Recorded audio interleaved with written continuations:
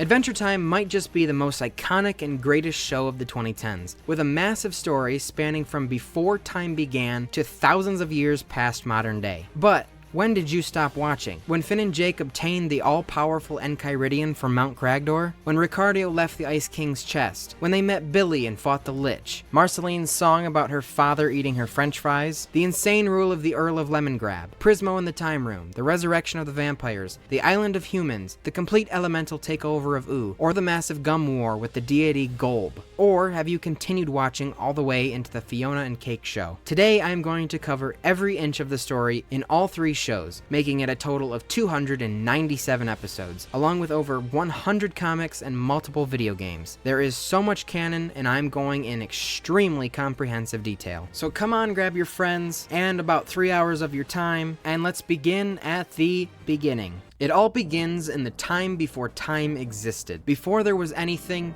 there was nothing. And before there was nothing, there were monsters. Anywhere from 3 to billions. In an event that's like the monkeys writing Shakespeare, they basically say, you know what, let's create this. And thus the multiverse is born. The multiverse works like all other multiverses in media. A bunch of universes all connected in one big umbrella. And there are a lot of universes. The only known pre-nothingness monsters are the Lich, who is the manifestation of evil itself, Orgalorg, who will eventually become known as the Breaker of Worlds, and Kokentepi, revered as a very strong and powerful beast. Among the multiverse, there is a dimension that exists outside of time, that being the Time Room. To quote an intelligent little frumpy creature dude named Bucco, at the center of the multiverse is a dimension called the Time Room, believed to be the quasi-corporeal dwelling place of the almighty Prismo. The Time Room is the single dimension that exists outside of time. The Time Room produces time waves that are experienced by other dimensions. Some dimensions have permanent links that allow travel to and from. Others become linked temporarily by naturally forming wormholes, and others can become linked artificially by magic portals torn open by items of great power. Once the last gem is inserted into the Enchiridion, it will have the power to create a portal to any dimension in the multiverse. An activated portal creates a time dilation in which either end of the portal experiences a temporal synchronization, allowing for the safe passage of particles through a non-local region of space-time. End quote. Okay, good. So within like the first 1 to 2 minutes, we're all super confused. It's a little less confusing than what it sounds, but not that much less. Prismo the Wishmaster, the guy inside the Time Room, is super cool. Prismo is like a 2D, sorta, cosmic entity that loves and creates pickles. He doesn't really exist technically, as he's a dream projection of an old man that has been sleeping for an unknown amount of time. Prismo is called the Wishmaster as he grants one wish to whomever is able to successfully reach his time room. Wishes can be as simple as a sandwich to creating a completely new alternate reality which results in a brand new dimension. Beyond being the Wishmaster, it is also his job to make sure all dimensions of the multiverse remain in check and nothing bad happens, like a crossover. Despite being more powerful than a god, he is subjected to audits by a god auditor named Scarab. He puts any and all cosmic entities in check after a severe rule breaking. Scarab's boss is Orbo, and that's his only known role. Get it? Role? He's a ball. Prismo and Orbo share a boss, who seemingly everyone fears, but nothing is known of them. Like Prismo, there are other cosmic entities in charge of big, important things, like Death. Prismo just so happens to be friends and parties with quite a few of them. The cosmic entity Death resides in the Land of the Dead, which is the waiting room lobby area for all souls. Death resides in a castle of light, and is responsible for where all the souls go. There are 50 dead worlds where souls are able to go based on how they lived their lives. The first being pretty bad, and the 50th is like the purest enlightenment. But up there, you don't remember anything about your previous life. In the middle dead worlds, you are yourself, but dead, retaining your memories. Just because you die doesn't mean you're dead. Some profound stuff. I think Aurelius said that or something. The souls may also visit the material world for reasons like unfinished business or to kill fellow ghosts. And another quote from philosopher Mung, just because you're living doesn't mean you can't be dead. So through weird rituals, mortals can access the Land of the Dead. When you die, allegedly you have the opportunity to pick between the Land of the Dead or the Nightosphere. However, varying examples may disprove that. And what is the Nightosphere? I'll touch on that in a second. Another cosmic entity is Life. She is in charge of reincarnation. She molds the souls into a new body with her pottery, and they can live on as a new life. They won't remember their previous one, but can have a loose connection with it. The Cosmic Owl is responsible for everyone's dreams in the multiverse. If the Cosmic Owl appears in someone's dream, they become a premonition dream, where the events come true in some capacity. If he appears in a dream where the dreamer dies, that becomes a croak dream, solidifying their future death. The Cosmic Owl and Prismo are very close, both loners in their isolated isolated lives. The cosmic owl is secluded in his star motel room, forced to monitor all dreams with no room for a love life. The Catalyst Comet is another powerful cosmic entity, and is probably the most confusing one. Every 1,000 years it crashes into Earth and will either bring something wonderful or something horrible, or something in between. The comets are called an agent of change, changing the future for the better or for the worse, or whatever would be in between those. Every agent of change is reincarnated upon death so they may continue their original purpose. The Lich once took the form of the comet, bringing awful things, and Finn was once the comet as well, bringing an eternal hero. There are more beyond just those two, and I'll talk about it when necessary. The party god is just that, the god of partying. It sounds like a curse, but I think he enjoys it. He's invariably partying every waking moment. Also, not capable of a love life because he's too busy partying. This broke up his last relationship. If you're also a party animal and get into his good graces, he will grant you one wish, just like Prismo. However, I presume party god's wishes are less capable than Prismo's. The King of Mars, also known as the 16th President of the United States of America, Abraham Lincoln himself, is also of cosmic entity stature. Grob Gob Glob Grod is another cosmic entity who does a lot of important stuff I'm not talking about yet, but they are a deity of a religion in the Land of Ooo. Chronologius Rex, aka the Lord of Eternity and All Time, oversees a place called the Vanishing Point, the center of all time. If a promise or oath is made to all time, it must be upheld, for if it is broken, the forswearer will be sent to the Vanishing Point, being fully erased from all of history. There are 4 cosmic entities representing 4 of the elements, but I'll get into those in a second. And finally, the most evil of evil, Golb, the embodiment of chaos and disorder. He resides in his own dimension of nothingness. The Lich, who is the literal embodiment of evil, claims he is the last scholar of Golb. So if the Lich, evil incarnate, admires him, he's got something going on. So let's just move to the Big Bang, or however Earth in the solar system came to be. Like our Earth, it has 4 elements: fire, ice, candy, and slime. Well, close enough to our Earth. There is also one anti-element, being lumps. Certain people or creatures embody these elements and wield their powers, and once they die, they will be reincarnated to someone new, and they will control them. They have always been and always will be. This is the symbol representing these 4. The lumps element is a little different, originating in a completely separate dimension called lumpy space. The 4 cosmic entities that represent the elements are Zon, the fire element, who is the sun, Loon of the ice element, Arklathak of the candy element, and Nigzat-A of the slime element. I don't know if that's how you say it, but the dude has an apostrophe in his name. Zon, Arklathak, and Nigzat-A make sure to destroy every creature beginning to develop on Earth. Loon puts a stop to this, banishing the 3 from Earth. Loon destroys herself to forge the Sword of Loon, the only weapon able to stop them. It can only be used by the one that's worthy. Quote, a warrior who can withstand great bodily loss without injury. What Loon did was very noble. However, the way this world works, things repeat themselves. So all future ice elementals will always betray the other 3, even if the other 3 are the good ones. Now finally, to the first real time period, dinosaur times. That's what I'm calling it. No corrections, please. A green catalyst comet, which is the Lich, is hurtling towards Earth. The current 4 elements, Urgence Evergreen of ice, Chatsberry of candy, Balthus of fire, and Slimy D of slime, each rule their own kingdoms. The world is separated into 4 elemental quadrants, each of them ruling their own. Evergreen has a little dinosaur protege named Gunther, who respects Evergreen immensely, with hopes of one day possessing magic powers like his master. Evergreen stole Gunther's egg and mutated his brain to apparently make him sentient. Evergreen seeks to prevent the will of nature and stop the Catalyst Comet from hitting Earth. He senses this comet is far different from the others from past millennia, and this one would bring immense destruction and kill mostly everything. The other elements did not see this as an issue, as they will live on through reincarnation, so Evergreen took this into his own hands. He created a magical crown with immense power, granting the wearer a powerful wish. In order to power it, he had to get the ruby eyes of Magwood the lava dog, so he freezes the other elementals to prevent them from preventing him, fulfilling the ice elemental betrayal for this generation, and he blinds that fire dog with the help of Gunther. Evergreen finishes his crown, but Magwood was able to track him and attack his castle, imprisoning Evergreen under rubble. Now, in Gunther's hands to wish away the comet, he is overwhelmed by his greatest desire, to become his master, and he definitely didn't wish the comet away. He became what he saw in his master, mean and a powerful ice elemental. His wish deprived the crown of its wish-granting ability and permanently making it the ice crown, bestowing the burden of madness and ice powers unto the new wearer. This permanently immortalized Gunther, not physically, but inside the crown. All future and past wearers of the crown will be stored in it like a thumb drive. The Catalyst Comet crashes into Earth, being the thing that caused the dinosaur extinction, probably. The 4 elementals die, and it plants the non-corporeal Lich into Earth. Some time has passed. Okay, maybe a lot of time has passed. There are 3 types of people who begin to dominate the world. Humans, wizards, and vampires. The vampires came first, but went underground and hibernated during the Ice Age. The wizards formed Wizard City, a secret society type thing. The wizard cult worshipped one of the pre-nothingness monsters, Kokentepe, and got some wicked powers from him. Kokentepe eventually died for reasons unknown, and Wizard City was expropriated from the cult. The new guys were like, nah, dark magic.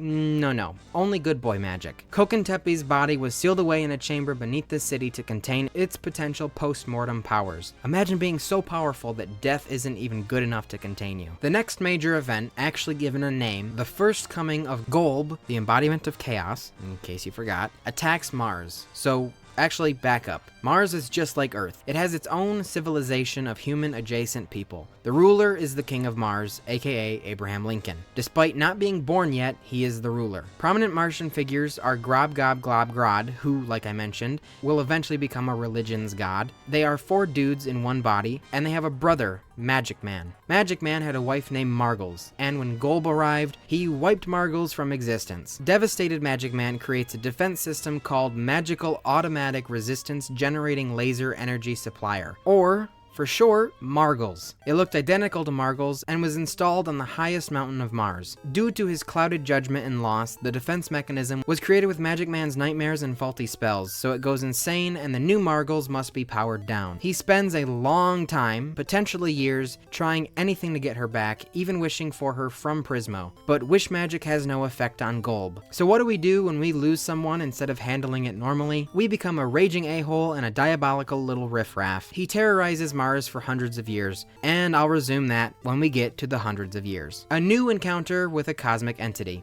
This time being the Catalyst Comet. This one is yellow and due to hit Earth very soon. The ancient monster Orgolorg is planning to prevent its collision and consume its power, so good ol' Abe commands Grob Gob Glob Grod to make the ancient monster not do the ancient monster behavior. Orgolorg was cast down to a dumb planet, and his entire memory would be repressed into the deepest depths of his mind, not remembering a thing. When Orgolorg was plummeting to that dumb planet, which was Earth, the gravity compressed his body at 9.8 meters per second, and crushed it into a cute little penguin. And now all this destroyer of worlds could do was go wank. He would then live among other penguins and creatures as time went on. Oh yeah, by the way, he's immortal. So he's lived among the ancient Egyptians, gladiators, the Renaissance, fought in World War I, became a movie director, and so on. The yellow Catalyst Comet ultimately hit Earth, bringing another agent of change, but I don't know what. Perhaps it will be whatever is eventually Jake the Dog through reincarnation. Urgent's Evergreen's crown has been found by jolly old Saint Nick himself, Santa Claus, and he at some point in time has worn the crown, and his personality has been stored inside of it, along with a boy named Svein, who wore it once, presumably in the Middle Ages. Nothing more is known about either of their encounters with the crown. And now the year is 1809. Abraham Lincoln is born. Skip ahead just a little bit to April 15th, 1865. And he is dead. Sorry, too soon? Assassinated by John Wilkes Booth. And once he dies, he bargains with death and they negotiate a deal or something for Abraham Lincoln to be immortalized and become the King of Mars, which also time travels him back to before he was born, establishing him as the King of Mars. Time travel, wonderful. Skipping ahead in the mostly modern day, a few decades before the 2000s, there's a scientist slash antiquarian, Simon Petrikov, who studies ancient, possibly magical items. He went on various expeditions to find these legendary objects, like the armor of Zeldron, the Wand of Disbursement, the Enchiridion, the Porcelain Lamb, and most importantly, Evergreen's crown. He teaches in a university about these magical items, but is looked upon like a quack for believing in magic in the modern day. A student, Betty Groff, is a believer, and trusts Simon's work. Simon had plans of going to Pakistan to search for the illustrious Enchiridion. Betty was also heading off on a trip to Australia, but instead canceled her plans and accompanied Simon on his trip. Together they found it, but upon their return, Betty insisted Simon take all the credit, that it was his achievement finding it solo. He accepted her offer, and after laboratory analysis, they found some pages and ink were made from plant materials not found on Earth. Simon's and Betty's relationship grew, but it was rather Simon-centric, with him failing to realize the sacrifices she was making to push his work further and further while leaving hers in the dust, and this doesn't stop. Now as fiancés, they publish a book together, Mystic Rituals and Their Space-Time Applications, a spell book filled with spells that currently do not work due to the unmagical state of the world. They also learn of the presence of gold. Without knowing the consequences, Simon discovers Evergreen's crown and brings it home to his honey bunches, where he puts it on his head just for fun. Simon becomes the new host for Gunther's Wish, gaining the characteristics he viewed his master Evergreen had. Everything that made Simon Simon began slipping away. The crown slowly consumed him. His personality, his sanity, and much later his memory would be stripped of him, turning him into the loathed Ice King. With the crown, he became crazy,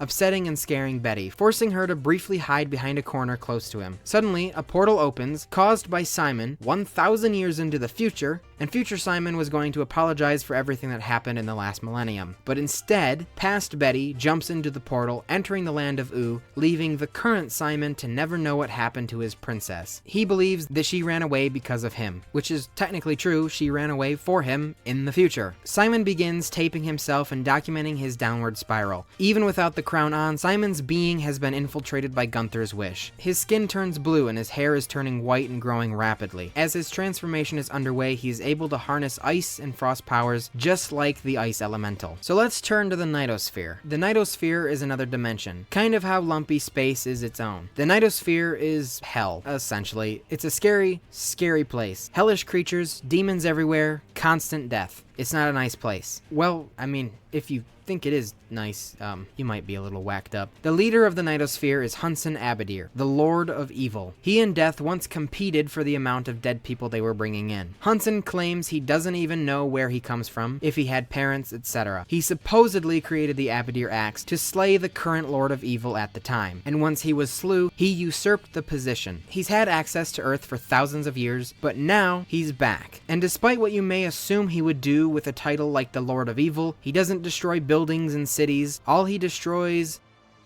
is yo mama. He knocks up this lady, Elise, and they have a half-human, half-demon child, Marceline. She's basically a regular human, with the exception that she can suck the soul from people's bodies. So just a human with a slight tiny asterisk at the end. When Hunson was pouring the batter, I don't know if he was intentionally making pancakes, but he had to return to the Nightosphere either way, thus not really being in Marceline's life. I don't think they shared custody through dimensions, leaving Elise and Marceline living in a mobile home. During this time, the current elementals see a future vision of the Great Mushroom War. Somewhat similar to Evergreen's situation, the fire, candy, and slime elementals don't want to do anything about it, and keep the philosophy that they will live on. The ice elemental is a woman named Patience St. Pim, and she doesn't want to die, so she freezes herself to prevent her death, coupled with the fact that she wants to restore the world to the 4 elemental quadrants of ancient times. Once again, the ice elemental betrays the others. Finn and Jake just so happen to briefly time travel here, and they reek of magic, as they come from a time with more magic present. This adds another reason to freeze herself so she can end up in a time with more magic, that way she can perform the elemental purification spell. Let me just clarify so no one's confused, even though Simon Petrikov has the crown and his ice powers from it, doesn't mean he is the ice elemental. He's not. They have to be reincarnated. A bit before the Great Mushroom War kicked off, this quirky dude, Mosif Maestro Giovanni, got all entrepreneurial and created Moko, after his own name. Moko creates robots. The first Moko robot was Amo, created to endlessly receive love, which ultimately made him repel it. Created as the opposite to Amo, made to endlessly give love and to take care of his future son, which he never ended up having, is Bimo, short for Be More. Bimo is an all-purpose video game system, along with every house appliance like a toaster, alarm clock, VCR, etc. Beyond Bimo, there is a Mo robot for every letter. Mirroring Mo is another scientist named Hugo, who creates worse Mo units. Anyway, enough of that nonsense. How about some destruction? So anyway, global conflict, the Great Mushroom War occurs, completely obliterating nearly all Earth, wiping away nearly every single human. A massive something that wasn't a warhead hits the Earth, leaving a big old chomp out of Earth. This fallout also caused a lot of mutants to suddenly exist. Some good, some Not so good. Some humans didn't really die, but instead got all radiated and started smelling sounds, creating the race of oozers. Zombie whoopee cushion looking things with green pus that squelches through their orifices. Write that down on the list of the craziest stuff I've ever said. New creatures and species emerge as a result of the mutation, but other species from other dimensions also flood in, like rainicorns, who fed on humans. Icky. Zombies, mutants, and now vampires. Let's go, baby. Those bloodsuckers that have been hiding for a while deem it's an okay time to come out, now that their primary food source is, basically extinct. They are led by the Vampire King, who has a tarot court of 4 more vampires named the Fool, the Empress, the Hierophant, and the Moon. Zombies, mutants, now vampires. Who are we missing? Oh yeah, the literal embodiment of evil. The Lich finally decides, I think it was his decision, to become corporeal and basically annihilate everything. This is a really bad doo-doo event. But there's hope. Wait, the 1,000-year timer is up and the blue catalyst comet hits Earth, delivering the embodiment of good. And it becomes a butterfly. But trust me, bro, this thing eventually becomes Finn the Human. Hugo and his legion of surviving humans head into space and are saved by a species of alien called the Greys. Hugo fuses the humans and the Greys' DNA to become more space compatible, and now they don't age and have pointy ears. This thing, a knockoff of Sheldon Plankton, a service droid of the Drift, rescues the doomed human-gray hybrids and brings them to a derelict and partially abandoned space station called the Drift. Hugo saw the opportunity of the Drift and the poor condition it was in, along with its alien inhabitants. So he carpe diem that mofo and began reconstruction. Once the station was not super sucky, he began the construction of the Unity Pod, which requires bits and bobs from other pods of the Drift that must be foraged for. So Hugo installs Hugo Mats, vending machines that do that very thing. In taking pieces from one end of the station to another, it begins destroying the Drift, all for this Unity Pod. But if they use the Drift pieces for the Unity Pod, eventually won't it just be a new Drift? The Drift of Theseus. Never mind. Hugo's great value brand BMO, Seago, actually's his master that he will ultimately destroy the Drift. So like all whistleblowers, Seago gets scrapped in the garbage room. This will be adjourned. Not surprising, the tried and true capitalism survives the apocalypse. A company called Superporp, grape-flavored high-fructose corn syrup, or as us Americans call it, pop, or soda if you're from the loser states. This grape drink company manages to survive the war with a fully operational and automatic underground factory, still delivering cans to vending machines all across what's left of the nation. Same goes for Moco. Mo is still alive. The Mo robots are still being created, and they live underneath their factory. There's also a comic called Blee, an in-universe comic series everyone loves. In the far future, Finn and Ice King especially love it, and Ice King wants to write for it, but never gets a response. Finn and Ice King venture out to the headquarters to find a guard that's been guarding the building full of skeletons and dust. Blee hasn't been operational in hundreds of years, and the guard didn't even know it, feeling like his last half a millennium was wasted on protecting nothing. Finn and Ice King write the last issue of Blee together. Sorry, that's slightly out of order, but I didn't really want to separate it because I think it's formatted better if He used the crown for protection, accelerating his transformation. The thing that gifted him the soup was the mother gum, sentient gum that is strewn all throughout the desolated city. A few years pass, Marceline has grown up a little bit, and Simon is barely Simon. After finding a demon from the Nightosphere, he puts 2 and 2 and is determined to return Marceline to her father, who he just assumes is still there and wants her. Simon starts failing to record and journal his everyday activities, like he has been for a while, and so Marcy takes over. However, Simon continues to jot down a few thoughts here and there when he's able. Simon finds a copy of his old book he wrote with Betty and opens up a portal to the Nightosphere. Now the spells actually work with the terrible state of the world. He casts a binding spell unto Hunson so that he and Marceline will eventually meet one day, and he has successfully put Marceline en route to her father. He gives Marcy a recording for Betty, photos of Marcy's mother, that he somehow has, and a Nightosphere portal opening tutorial. Now Simon's mission is complete. The thing his sanity was hanging on for is safe. Well, kinda, she's still in the apocalypse. And thus he succumbs to the crown, becoming the Ice King. Ice King begins to fulfill the crown's needs of an ice kingdom, and just unleashes ice onto the land. So while Simon does that, Marcy meets a few werewolves who help her summon Hunson to Earth. Upon Hunson's arrival, he sucks her werewolf's friends' souls, leaving behind just their skin wrappers. Marceline doesn't like her dad, but stays with him for protection and information. The Lord of Evil decides to pass down the Abadir axe to Marceline, along with him creating it it's said to be a family heirloom. Take your pick. Hudson wants to help the remaining werewolves from this growing vampire problem, so once him and Marcy reach their settlement, he kills all of them, claiming it was basically the humane thing to do because, they were gonna die anyway. Beguiled by her father, she goes to calm down by making herself some fries. Hudson commits the cardinal sin and eats her fries. This instills the most vile hatred for her father, inspiring a hit song from all of our childhoods, the Fry Song. We all know it. Why did he eat her fries? And this little incident would inspire her very, very long music career, using the abadir axe as her new instrument, giving it a dual purpose as a bass, but is still a proficient weapon. She exiles Hudson back to the Nightosphere, and that was the end of that. Marceline befriends a unicorn, and they live happily ever after. No, that never happens. The unicorn is killed pretty quickly by vampires, so in a heroic vendetta, she vows to completely wipe out the entire race of vampires. I smell genocide. Marceline gets really good at killing, but then she goes to court. Not a courtroom, the Legion of Vampires. She picks them off one by one, slowly absorbing their powers with her soul-sucking ability she received from her father. She gained the ability to fly, invisibility, regeneration, and shape-shifting. The only vampire remaining was the Vampire King. Marceline happens to find a small settlement of humans who wear animal hats to protect their necks. They are in the process of boarding a freighter and setting sail for a new land in fear of the coming winter and unstable living conditions.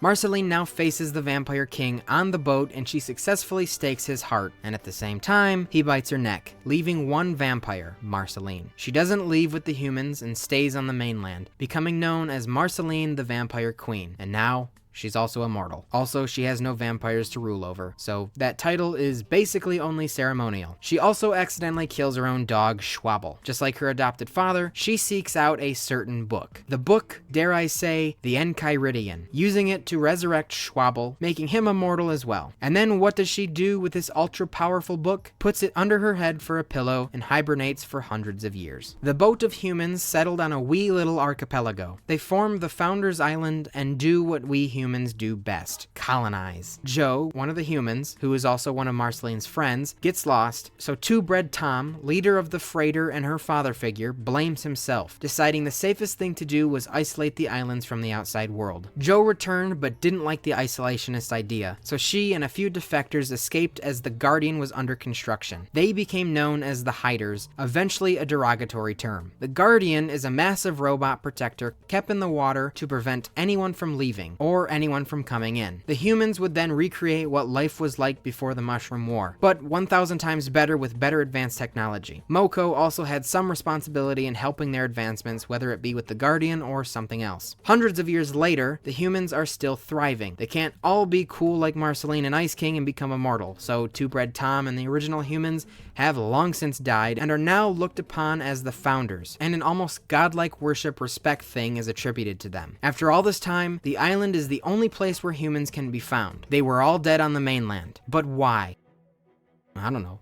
Natural selection, I guess? But speaking of mainland, so just to clarify, we're hundreds of years since the war. There's a small remaining chunk of America, now called the Land of Ooo. All history of before the war has been essentially erased. As far as we're concerned, the Land of Ooo is the only land left on the Earth. The Mother Gum, the quasi-sentient-ish pink sludge that just exists in Ooo, pops out a sentient pink girl named Bonnibel, who is the reincarnated candy elemental. And then Mother Gum pooped out a boy named Nettie, not a candy elemental. Nettie is a spaz, an agoraphobic animal. Bonnibel is the only one that hones him back in from his craziness. Like a hamster with their little water sucker thingies, Nettie finds enjoyment squelching a candy tree, which causes him to secrete the liquid he's sucking in. Bonnibel grows up a little bit and is super lonely because she's more human-like and has an animal for a brother. So with her super science-y brain, she creates some candy family members: Uncle Gumbald, Aunt Lolly, and Cousin Chicle. Gumbald enjoys a little too much freedom and overzealously wants to make an entire city of candy, but Bonnibel forbids it.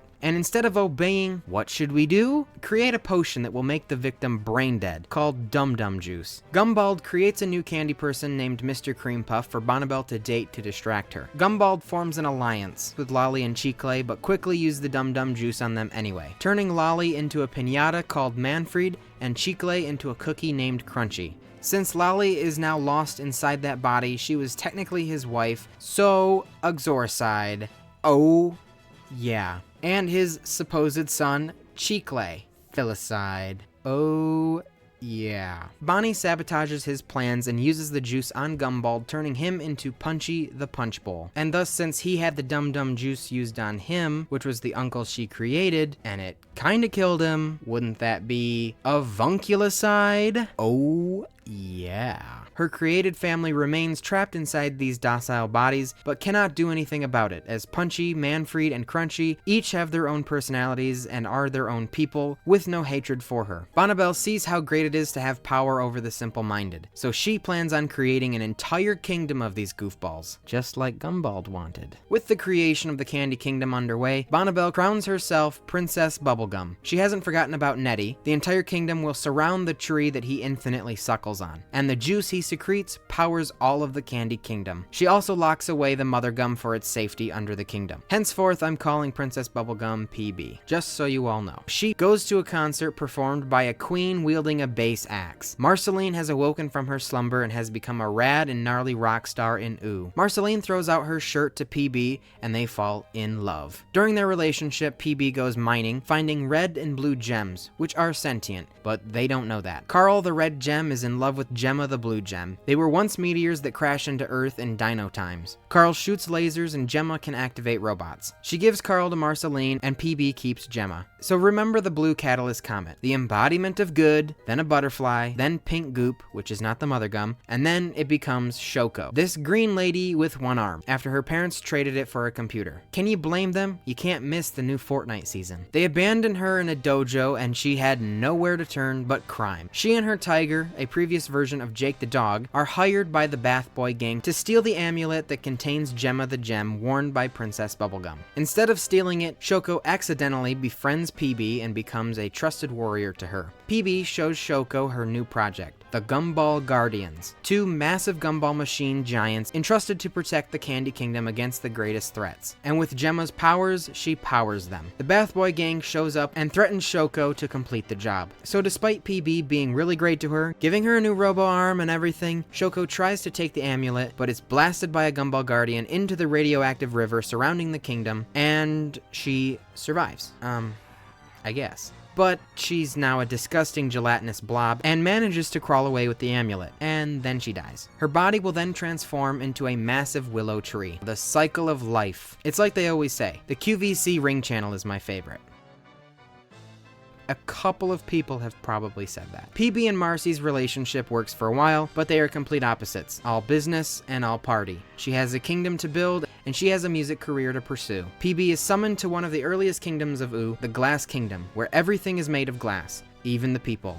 Which would suck. This lizard thing named Malto Larvo became a misunderstood fire lizard and began attacking the glass people. PB is supposed to defeat Malto. Marceline tagged along, but was demanded that she return home as tensions are rising and their relationship is deteriorating. Instead of being the one left in the dust like Simon had to do to her, Marceline riffs up an awesome song and breaks up with PB in such a cruel way. For some bonus points, it was so cruel, Malto Larvo went back into his cave. Maybe he was just embarrassed watching a public breakup. The glass people reign Marceline as their savior and becomes a legend to the glass people. Despite their breakup, PB still keeps that shirt she originally got, and accidentally charging it with a ton of emotional magical energy from sleeping with it a lot. Now Marceline has a boyfriend, Ash, and he sucks. He's a misogynist. Together they move into a willow tree treehouse. This tree is what Shoko's blob dead body grew into. After her and PB's breakup, Marceline leaves Carl the gem in a chest inside the treehouse. This gem story is slightly retconny, but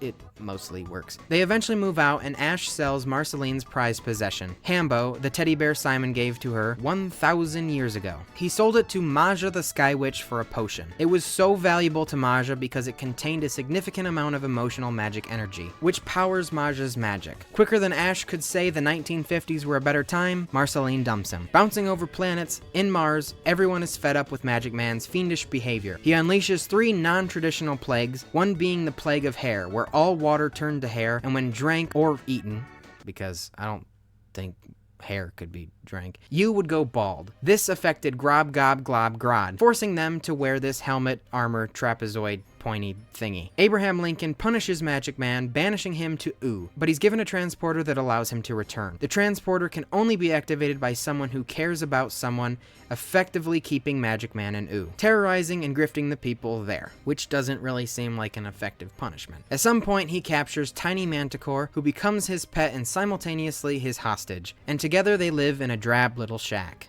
Now it's been close to 1,000 years since the Lich became corporeal, but he hasn't done anything in all of that time that actually harms anyone. He has a well of power where he's been gaining more and more power, anticipating his ultimate attack. One time, Ice King and Hunson Abadir created a dungeon underneath the Ice Kingdom. Ice King puts a picture of Betty in his section, the Hall of Just Ice. In Hunson's section, the Night Marrowsphere, he fills it with monsters, of course, and oh, the Lich contributed too. I don't think he was invited. But in his section, he put the Echo of the Lich, a morsel of his own soul. Ice King and Hunson met the Lich, however the encounter was ephemeral, and they woke up 3 weeks later obfuscated and hungry. Much later, Finn, Jake, and Ice King destroyed the Echo of the Lich. The legendary hero Billy, the coolest dude around, Oo's greatest warrior, boyfriend to Canyon, this lady with water powers, managed to fight the Lich, which ended in the developing Candy Kingdom. The Lich was frozen in amber in the very center of the Candy Kingdom, diminishing the threat. Billy went on to live his awesome life and eventually got old and stopped being the greatest warrior ever. Another much less known explorer is Tree Trunks, a seemingly innocuous but deviant and salacious little elephant who has had many adventures and escapades. She's also kind of a player. She marries Randy, her high school sweetheart, but divorces him in the name of adventure, and she becomes a pirate. She meets her next husband, Danny,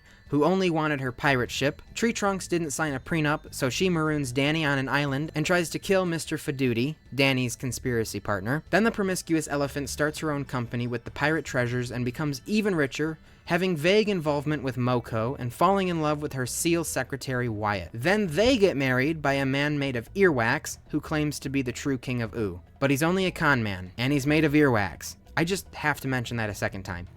I bet he stinks. Tree Trunks sells her company and gives her fortune to the King of Ooo, and her and Wyatt settle in an apple orchard. Tree Trunks makes the most delicious apple pies, and Wyatt loves them almost as much as Tree Trunks loves Hanky Panky, and because of his addiction, she divorces him too. In the newest of adventures, she gets into polygamy, with a bunch of the Greys, the alien species that merge with Hugo and those humans. They come from a different dimension, and how they met is up to everyone's interpretation, but it's not surprising in the slightest. With the Greys, she has 5 children, and adding on to this insane marriage, or relationship I suppose, they only visit every few years, so I wouldn't even call it a relationship. Back to the Candy Kingdom. PB is creating tons of citizens. She creates the Gum, similar to Mother Gum, as a replacement leader if anything happens to her. But it's just too nice, and incessant hugging becomes an issue, so she gave it its own kingdom. Later, the Gum comes back to take over the Candy Kingdom, so they have to kill it. Since Princess Bubblegum helps, isn't it technically filicide?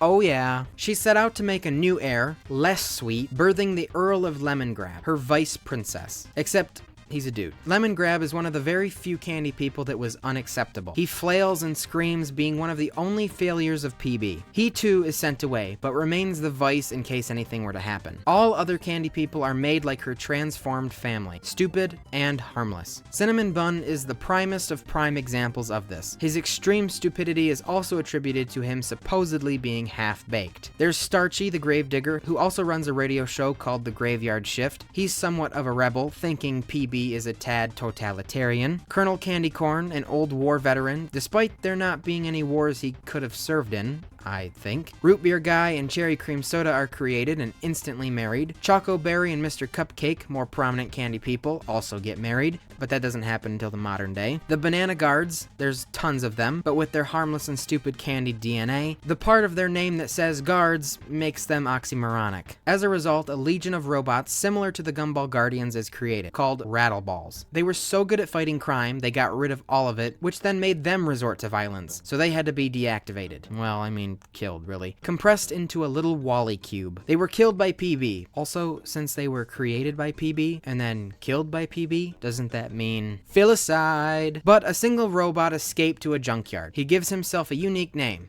rattleballs, and then continues to live in a dump for many years to come. Finally, an intelligent candy person and PB's advisor and butler, Peppermint Butler. He's so much smarter than the average candy person that he learns dark magic and becomes acquainted with important figures like Hunson Abadir and becomes great friends with Death. He might be a little evil himself. There was this guy called Peacemaster who came to the kingdom to protect PB from a dark magic force, which was Pep-Butt. But Pep-Butt defeated Peacemaster by forcing him to back down after turning his children into demons. And then Pep-Butt forces Peacemaster to humiliate himself in front of his kids. Evil! That was probably the most cruel and evil thing done to an innocent character in the entire show. Peacemaster says he will come back for revenge, which he does. But the weirdest thing about Peacemaster, he has a regular human minivan. Kind of weird because there's no vehicles. Sometimes certain candy people die or get lost, but that's completely a-okay. Since they were created by PB in the first place, she can just recreate them, exactly as they once were. It's a little up in the air if they retain their memories or not. There's contradicting examples of that. Let's just say,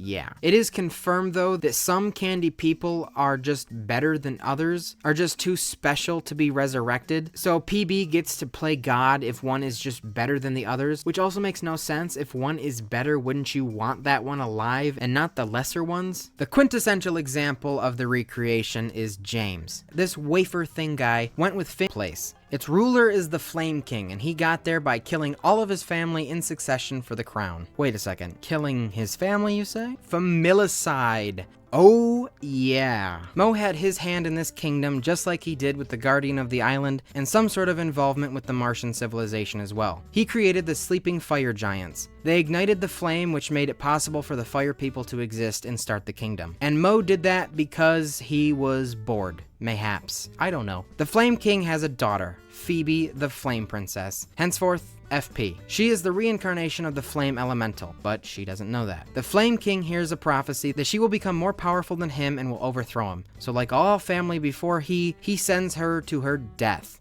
leaving her to die in the forest. But she doesn't die, being dropped off to a lumberjack by Flame King's squire in pity for her. She burns down his cabin and breaks Smokey Bear's rule and causes multiple trees to burn, creating a massive pathway through the forest, eventually being interrupted by PB. She returns her to the Fire Kingdom, where she insists that if FP ever got into a romantic relationship, her emotional stability could burn the entire world down, effectively doing the same thing as killing her. Flame King imprisons her in a lantern above his throne where she will remain for 1.4 decades. The other two elementals during this time are Patient St. Pim, who is still frozen, and the Slime Princess, ruler of the Slime Kingdom, one of the many surrounding kingdoms of Ooo besides the two largest. All of these kingdoms are ruled by princesses and are typically much smaller than the Candy Kingdom. A majority of these princesses are recognized in the Princess Day Summit, where they gather and deliberate princess business. Only registered princesses are invited. In attendance is Princess Bubblegum, Flame Princess, Marceline, despite being a queen and not actually governing anyone, the Breakfast Princess, Muscle Princess, Slime Princess, Raggedy Princess, Gridface Princess, Embryo Princess, Wildberry Princess, Hot Dog Princess, Emerald Princess, Engagement Ring Princess, Skeleton Princess, Turtle Princess, Elbow Princess, Jungle Princess, Peanut Princess, Purple Princess, Space Angel Princess, Princess, Strudel Princess, and Old Lady Princess. Lumpy Space Princess was not invited, but came anyway. But the oddity about her is she is a conventional princess, where her parents Lumpy Space King and Queen rule Lumpy Space. She governs nobody. And even weirder, Lumpy Space is a separate dimension to Ooo, and really shouldn't have anything to do with Ooo affairs. Most importantly, LSP is the Lumps Elemental reincarnation. The Lumpy Space people reproduce similarly to vampires. One bite and you turn into one of them. Once they get married, they fuse together, so no divorces. Another princess is Ghost Princess, who was once Warrior Princess. She loved her enemy's leader, Clarence. Right before a battle, Clarence cast a spell on her armor so he didn't accidentally kill her. She happened to change armor after spilling mustard on it, unknowing of the spell, and as luck would have it, Clarence killed her. Ghost Princess's memories are lost, and she's doomed to roam the mortal world until she can figure out how she died. Much later, Finn and Jake come across the ghost of Clarence, who offed himself, exploding from liquid cheese consumption due to his own sadness over the death of Ghost Princess. Jake actually witnessed this. Ghost Princess and Ghost Clarence fall in love, not knowing their own history. Finn and Jake help them figure out their causes of death, freeing them both to the 50th Dead World. Later, Clarence Chance cheats on Ghost Princess, proverbially stabbing her again, so she just bounces back to the mortal Ooo and lives there, also becoming a ghost hunter, helping PB free the Candy Kingdom of ghosts on one occasion. Some of these princesses possess a gem of power, usually embedded in their crowns and tiaras. The gems of power are jewels that have various magic powers, like protecting the wearer from the Lich's mind control abilities. But most importantly, the gems are used in spells with the Enchiridion. I know I've talked a lot about that book, and I haven't explained it. And you know what? I'm still not going to. But on the cover, there are slots for each of the gems. The people that own the gems are Princess Bubblegum, Engagement Ring Princess, Emerald Princess, Hot Dog Princess, Embryo Princess, and the Ice King. Billy's nose is also a gem, but it isn't inserted into the book. Instead, it projects light onto the book. It's worth noting, LSP's star in her forehead is technically a gem of some kind, but the purpose is unknown. Moving over to the somewhat totalitarian place, the island the humans escape to. Still isolationists, they control most aspects of life. Every child that is born is already assigned a role in their society. Anti-Hider propaganda is a major part of their life. One of the roles they can receive is being a Seeker. They learn their roles in a class like everyday school. Kara Strong, Seeker XJ77, is our star Seeker. All Seekers are given a cybernetic implant that controls them if need be. Dr. Gross is their teacher and the person behind their apparatuses. Kara has a friend Frida who grows a strong desire to leave the island and begins the blueprints for her exodus. She eventually attempts to escape, and despite all her teachings, Kara assisted in her escape, but Dr. Gross activated her implant, forcing Kara to destroy Frida's boat, sending Frida to re-education. A con man on the island is Martin Mertens. He trades escape plans for loot with hiders, and then reports them to the proper authorities, getting paid from both sides. One hider named Widow forces Martin to accompany her down to the beach, where they can make their supposed escape. Kara Strong is sent to capture the hiders, mistaking Martin for one, breaking both of his legs. Oops. This lands him in the hospital, where he meets Dr. Minerva Campbell. Opposites attract, and the two fall in love. It's what they say. Everyone loves a bad boy. I think people say that. I don't really know. I haven't been outside in 33 days. I've been watching Adventure Time. Minerva helps Martin escape his impending re-education, and they create a life together. The blue catalyst comet, which became the butterfly, then the pink goop, then Shoko, now has a new reincarnation. Martin and Minerva's child, Finn Mertens, aka Finn the Human. Finally, an hour in, we now have Finn. A year passes and Widow and fellow hiders escape re-education and unleash revenge on Martin while Minerva is at work. Martin is forced to escape the house with baby Finn onto a small raft. After running for a majority of his life, he was finally settled, and now he's forced to run again. His intention wasn't to leave the island, only to escape Widow, but the Guardian doesn't know the difference and attacks. Martin takes out one of the Guardian's eyes, but both Martin and Finn are separated and become Flotsam and Jetsam in the water, escaping the Guardian and leaving the island. Minerva returns home to a jacked up house and now an emptiness of unanswered questions, thinking Martin had finally stopped running. Her conclusion is that Martin was really a hider all along and took their baby, conning her for the past year. Finn floats on the raft all the way to Ooo, imparting a great fear of the ocean unto him, even though he doesn't remember this event, nor his parents, nor his origin. Dr. Gross sends off Kara Strong to retrieve Finn. Kara ultimately crashes into Ooo, forgetting everything, including her name and her entire purpose for being there. The implant no longer works, so she joins a tribe of humans, close to humans but more fishy, but still wearing animal hats, so Kara fits right in. They live in Butopia, an abandoned underground mall. Lubglubs, or what I like to call them, demonic hellspawns, chase the humans away, forcing them to live in the Candy Kingdom sewers. About 5 years after this, Dr. Gross accidentally releases a disease onto the island, killing well over 50% of the population. Dang it, don't you just hate it when you accidentally genocide? Being the last doctor remaining, Minerva uploads her consciousness into the World Wide Web, well, their equivalent, making a bunch of Minerva robot clones. This technically kills her, corporeally, but is alive in the computer. The clones are not her emotionally, they only have the purpose of helping, but in the main computer where she originally uploaded herself, she is still herself. Dr. Gross escapes the island, creating a home base in Ooo where she continues wicked experiments on creatures and herself. Now that we're back in the Land of Ooo, Joshua and Margaret are two married dogs that run Joshua and Margaret's investigation. They're doggy detectives. Their first case is to investigate a poltergeist in their own office. Turns out it's from a thing called a clock bear that is in their attic, but it's not in their attic yet. It is in the future, but it's causing time slips. The poltergeist is a future Finn and Jake trying to communicate with them. Yeah, time travel's cool, but man, does it complicate things. A short time later, Tree Trunks reports that her pies are being stolen and there are monster tracks suggesting it's more than a regular thief. They investigate it and it ends up just being Lard Boy Wyatt.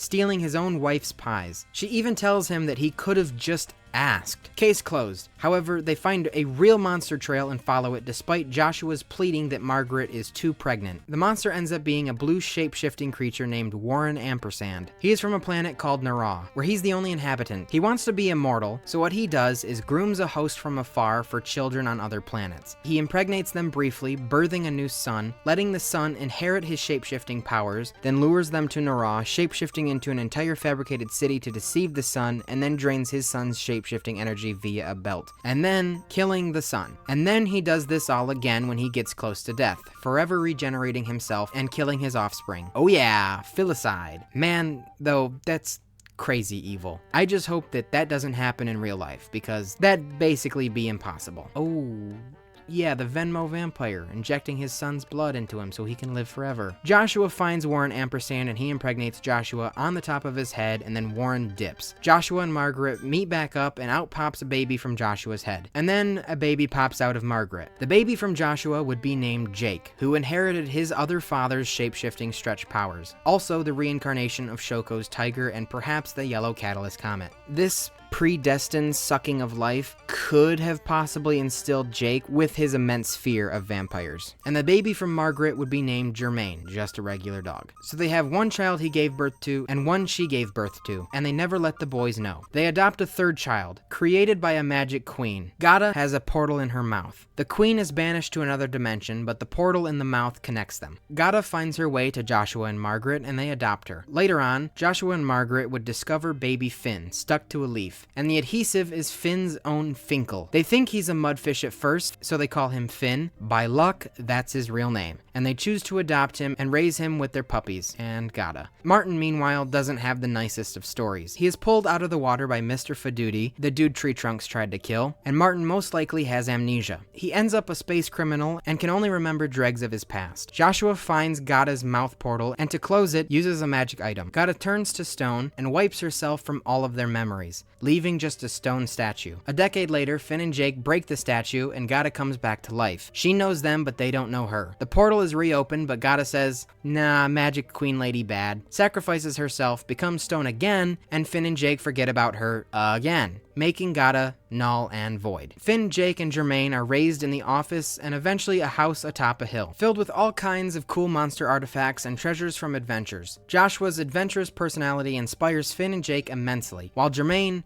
the regular plain dog, not so much. From age 0, Joshua wants to train them to be great fighters, designing dungeons for them in the future. In one of these dungeons, Joshua had an epic prize for Finn, the Demon Blood Sword. Joshua's an experienced demon hunter, so he shackles up his longtime demon rival Keoth and drinks holy water to make himself immune to the blood sucking. Keoth then sucks his own blood to forge a sword to escape, but Joshua yanks the sword from him, and now Joshua owns the Demon Blood Sword. He leaves it in this dungeon as the future reward. Keoth goes back to his world, the broke-up dimension, and begins his vendetta for Joshua. Throughout their lives, Joshua and Margaret both made hologram tapes for them. Joshua made them for information in the dungeons he set up, and Margaret made them as parenting tutorials. As the kids grew up, they warned Jermaine that Jake might eventually go through some changes. To be honest, I don't think they knew what that meant, but they were kind of deceptive. They never told Jake about his birth, they just told him he got his powers from rolling around in magic mud.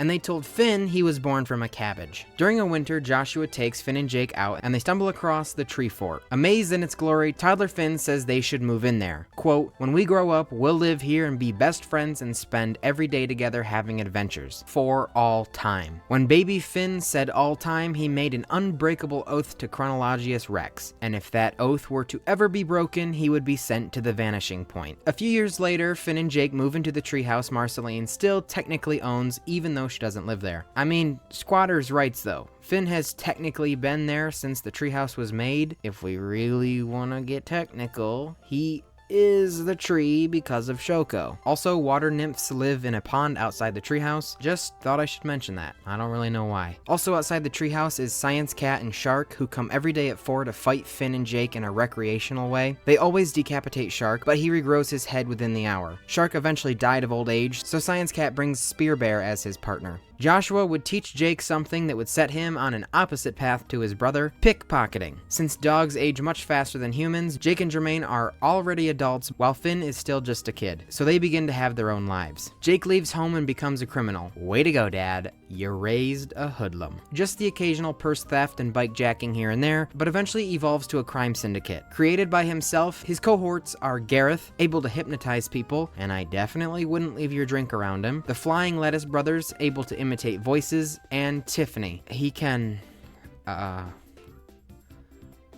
Tiffany, and together they form an unnamed gang. They eventually disband when Jake falls in love with Card Wars, a holographic card game, and he became excellent at it. In the tournaments is where he met Moniker, his first girlfriend. It's also where he broke up with her after losing the championship to a guy named Grand Prix. To add insult to injury, Moniker and Grand Prix begin dating. Jake falls in love with Lady Rainicorn, of the Rainicorn species. The Rainicorns are from a place called the Crystal Dimension. Other inhabitants of that dimension are talking dogs, like Jake's species. The Rainicorns and dogs were at war for thousands of years, with ending only recently. Lady Rainicorn is the daughter of Bob and Ethel. Bob is a veteran of the war, being saved by a dog, thus loving the other species. Before Jake, Lady fell in love with a doggist, Lee. He still hates dogs so much that him and his gang attempt to trigger another war. They steal the crystal emergence of destruction from the doggy military. Lady stops this and escapes to Earth with the sandwich weapon thingy, and hides in a barn. Not long after, she meets Princess Bubblegum, and they develop a close bond. At some point, Jake begins dating her, learning the native Rainicorn language, Korean. Much later, he struggles to juggle hanging out with Finn versus Lady, so he hangs out with both at the same time, causing Finn and Lady to become best buds. Jake calls up Tiffany from his old gang to hang out with to make Finn and Lady jealous, but this backfires and Tiffany vows to kill Finn to reclaim his position as Jake's best friend. But Tiffany is scared off by Finn, at least momentarily.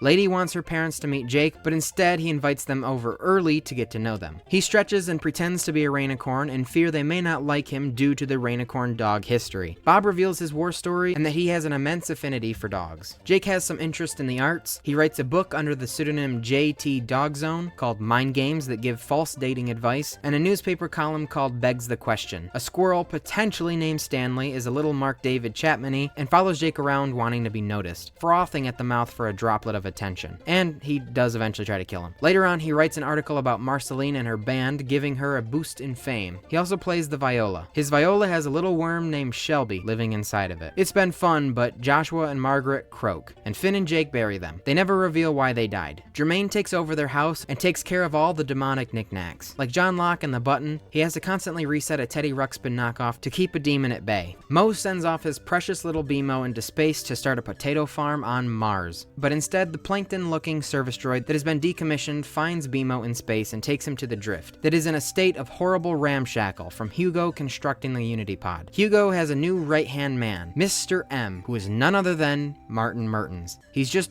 really fat now. He basically just gets on his knees for Hugo and sycophants his way into a spot on the pod. Once on the Drift, BMO assumes the role of sheriff for the Drift and befriends a bunny girl named Y4, quickly changing it to Y5. BMO, being the iconoclast he is, with Y5 and Seago, expose Hugo Gate to all the Drift citizens that their leader Hugo has been destroying their home for his own escape. They launch the Unity pod into space with only Hugo on board, where he will suffer until the end of time, I assume. Did I mention that Hugo was immortal? The remaining Drift citizens learn how to live with their limited resources to build the Drift back to what it once was. BMO takes a large thing for his space travel and crash lands outside of Finn and Jake's treehouse. BMO befriends them and becomes their new roommate. Now Finn, Jake, BMO's reflection Football, who is slightly deranged, who may or may not be real and not BMO's imagination, Shelby, and a robot all live together in the treehouse. Said robot is Nepter, short for never-ending pie-throwing robot, created by Finn to perpetually throw pies at Jake. Nepter was accidentally turned sentient with lightning. Ice King zapped Nepter a second time, unlocking his full pie-throwing potential, but also giving Nepter princess-capturing tendencies. So this also made him a half-son to Ice King. So I think I can say Finn and the Ice King share custody of a child, but Nepter stays with Finn. Their rarely appearing neighbor is Banana Man. Jake has a dream where he is in space and Banana Man is there, along with the Cosmic Owl. Jake believes he dies in this dream, assuming it to be a croak dream. But is it? No. But They don't know that yet. Banana Man, voiced by iconic Weird Al, is an astronaut and often works on repairing his ship. He's a freaky little dude, and by the end of the show, he's dating a fish named Sybil who works for President Porpoise, and I think he builds a life with her underwater, despite not being able to breathe down there. As for Finn's dad, Mr. M, he is floating around in space. We're missing a chapter of his story, but somewhere in there he commits a cosmic crime. The literal worst thing a being could do. He is imprisoned in a place called the Citadel, which is Alcatraz, but to the E10 power. It's a prison for the entire multiverse. It's so secure, it is in its own dimension. The prison cells are crystals, forcing the prisoner to be frozen in them, so they aren't really even conscious. Now, to the beginning of the show. Finn, now in his tween years, and Jake, no longer a criminal, are the greatest heroes in the Land of Ooo, helping anybody and everybody in need. Princess Bubblegum often gives them quests to help her or one of her thousands of candy citizens. The Ice King, formerly Simon, is the loneliest man in existence. He has no clue who he once was, but still has a constant longing of needing a princess, which was Betty to him, even though that was 1,000 years ago. Man, there is a lot of super centenarians. Ice King, Marceline, Princess Bubblegum, Hugo. Ice King is often the bad guy, stealing the princesses all over Ooo, leaving Finn and Jake to rescue them. All Ice King wants is to be loved and to have friends. He admires Finn and Jake so much and would do anything to be their friend. His methods of finding love and friends are just a little jacked up, but he can't help it. He accidentally hires the hitman Scorcher to slap Finn and Jake, not realizing what a hitman does. He truly is such a tragic character. Ice King lives in his ice kingdom that he has constructed for himself after he left Marceline. Hidden way beneath the depths of it is a frozen patient St. Pim, and Ice King's not even aware of her. He's not totally alone in his frozen fortress. He does have a lot of penguins, and one of them is Orgalorg in his condensed penguin form, who Ice King names Gunter, after the original Gunther having an effect on the crown. Gunter gives birth to a magic kitten. Try to make sense of that one. I guess I just blame Orgalorg. He also steals Ice King's demonic wishing eye, and he almost conquers the entire Candy Kingdom. Even though he doesn't know he's Orgalorg, his pre-nothingness monster energy is just so evil it makes his cuddly condensed form evil. But like, more of a subdued evil. Finn has a golden sword named Scarlet, and it's just a regular sword, but believe me, there is so much story dealing with his arsenal of future swords. It eventually becomes a 4D sword and is used to fight a black hole, sending it into the cotton candy forest, and it's never seen again. PB sends Finn and Jake on a true hero's journey to retrieve the Enchiridion. I've talked so much about it, finally let me explain, and prepare to be disappointed. They play it up like it's super important, and it is, but it's also kind of boring. It's just a spell book, and the hero's handbook. It teaches heroes how to be better at heroing and things like that. If all the gems of power are placed in it, it can open up dimensional portals, and really that's why it's super important and sought after. But that information isn't well known. Very few people know that, not even Finn. On this mission, Finn is put through many trials to prove he is the greatest hero, and worthy of the book. He has to fight a giant guy that ends up eating Jake, and subsequently barfs him up. As a wee lad, this guy always freaked me out. It was just the way he was animated, and the situation just sort of made me feel uncomfy. He gets the book from the Keeper and Manish Man atop Mount Cragdor and keeps it in the treehouse. Last time the Enchiridion was seen, it was when Marcy went into hibernation, so somehow it got from her to Mount Cragdor. Finn and Jake go on a lot of adventures. Too many to count. So many across the episodes and comics and video games. This is basically a disclaimer. I'm not going to recount every one-off adventure because of time. Recounting every time an adventure took place is an adventure in and of itself, and would take too much time. Adventure time. So come on and grab your friends. Welp, I've gone crazy. Finn falls madly in love with PB, like big time, but she constantly cucks him. Also, she claims to be 18, despite being 1,000, and is quite frankly too old for him. They encounter and almost kill this little jiggler guy that oozes pink juice. This episode also freaked me out a little bit. I can't exactly say why. Maybe the staticky flashing lights and weird noise from the mother jiggler. Maybe I was just a wussy little kid. I don't know. They discover Donnie, who bullies house people and is an overall jerk, but this is crucial for the house people's survival as his jerkiness produces obnoxygen, protecting them from Y-wolves. Finn obtains the armor of Zeldron, the armor Simon once looked for long ago. Frozen human businessmen wash ashore and thaw, becoming servants to Finn and Jake, and then becoming unservants to Finn and Jake. They eventually become an issue, so Finn and Jake refreeze them. But the reason I'm mentioning this is because they were a couple of humans frozen from the Great Mushroom War. Finn believes he's the only human left, and doesn't seem fazed that he's now found more of his species. What a fool. The two current greatest heroes eventually meet the past greatest hero, Billy. They find his sword, which leads to Billy's cave, fittingly called Billy's Crack, which was once owned by Marcy. He's now a whiny baby for not actually defeating the Lich. only freezing him. Finn and Jake are awestruck to be in Billy's presence with all of his legends preceding him. Billy convinces them to be pacifists, just further projecting his failure. This really hinders Finn and proves to Billy that violence is the only way. Not sure what kind of message it was trying to pass on to the kids watching, but hey, Finn's not wrong, right? They also bring Billy a girlfriend, a little old lady. Later, they go through a labyrinth with the promise of a wish granter in the middle. Jake stretches to his absolute limit, ergo, he dies, after wasting his wish on a sandwich. Almost, he doesn't quite die. Finn and Jake were raving about a mystical and powerful creature called the ancient psychic tandem war elephant. This being existed long, long ago, but he doesn't have a known origin. At the center of the maze, Finn wishes for the elephant to exist, and poof, he's there. In order to use him, you have to let him take control, or something like that. I'm not too sure on that one. Either way, he wishes for Jake to be okay, and they keep the elephant at the treehouse. Speaking of elephant, Finn and Jake have become good friends with Tree Trunks, and loves her apple pies. She tells them of a rare crystal gem apple, and the three of them adventure to find it. When they do, Tree Trunks takes a bite and pops, and they think she died. Since she consumed the apple, she became Quartzion, the Crystal Queen of the Crystal Dimension, the same place the Rainicorns live. She summons her crystal men to crystallize Finn so he can be her lover. Okay.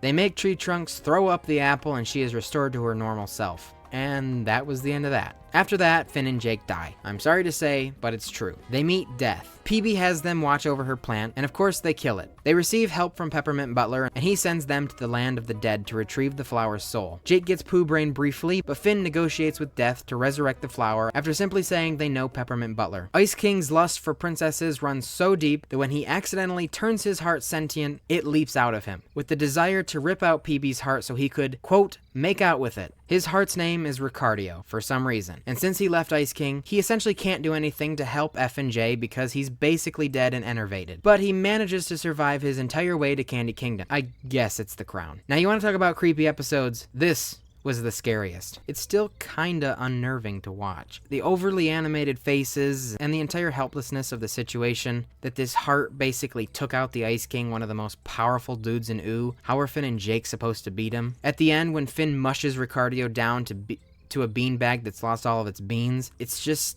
so...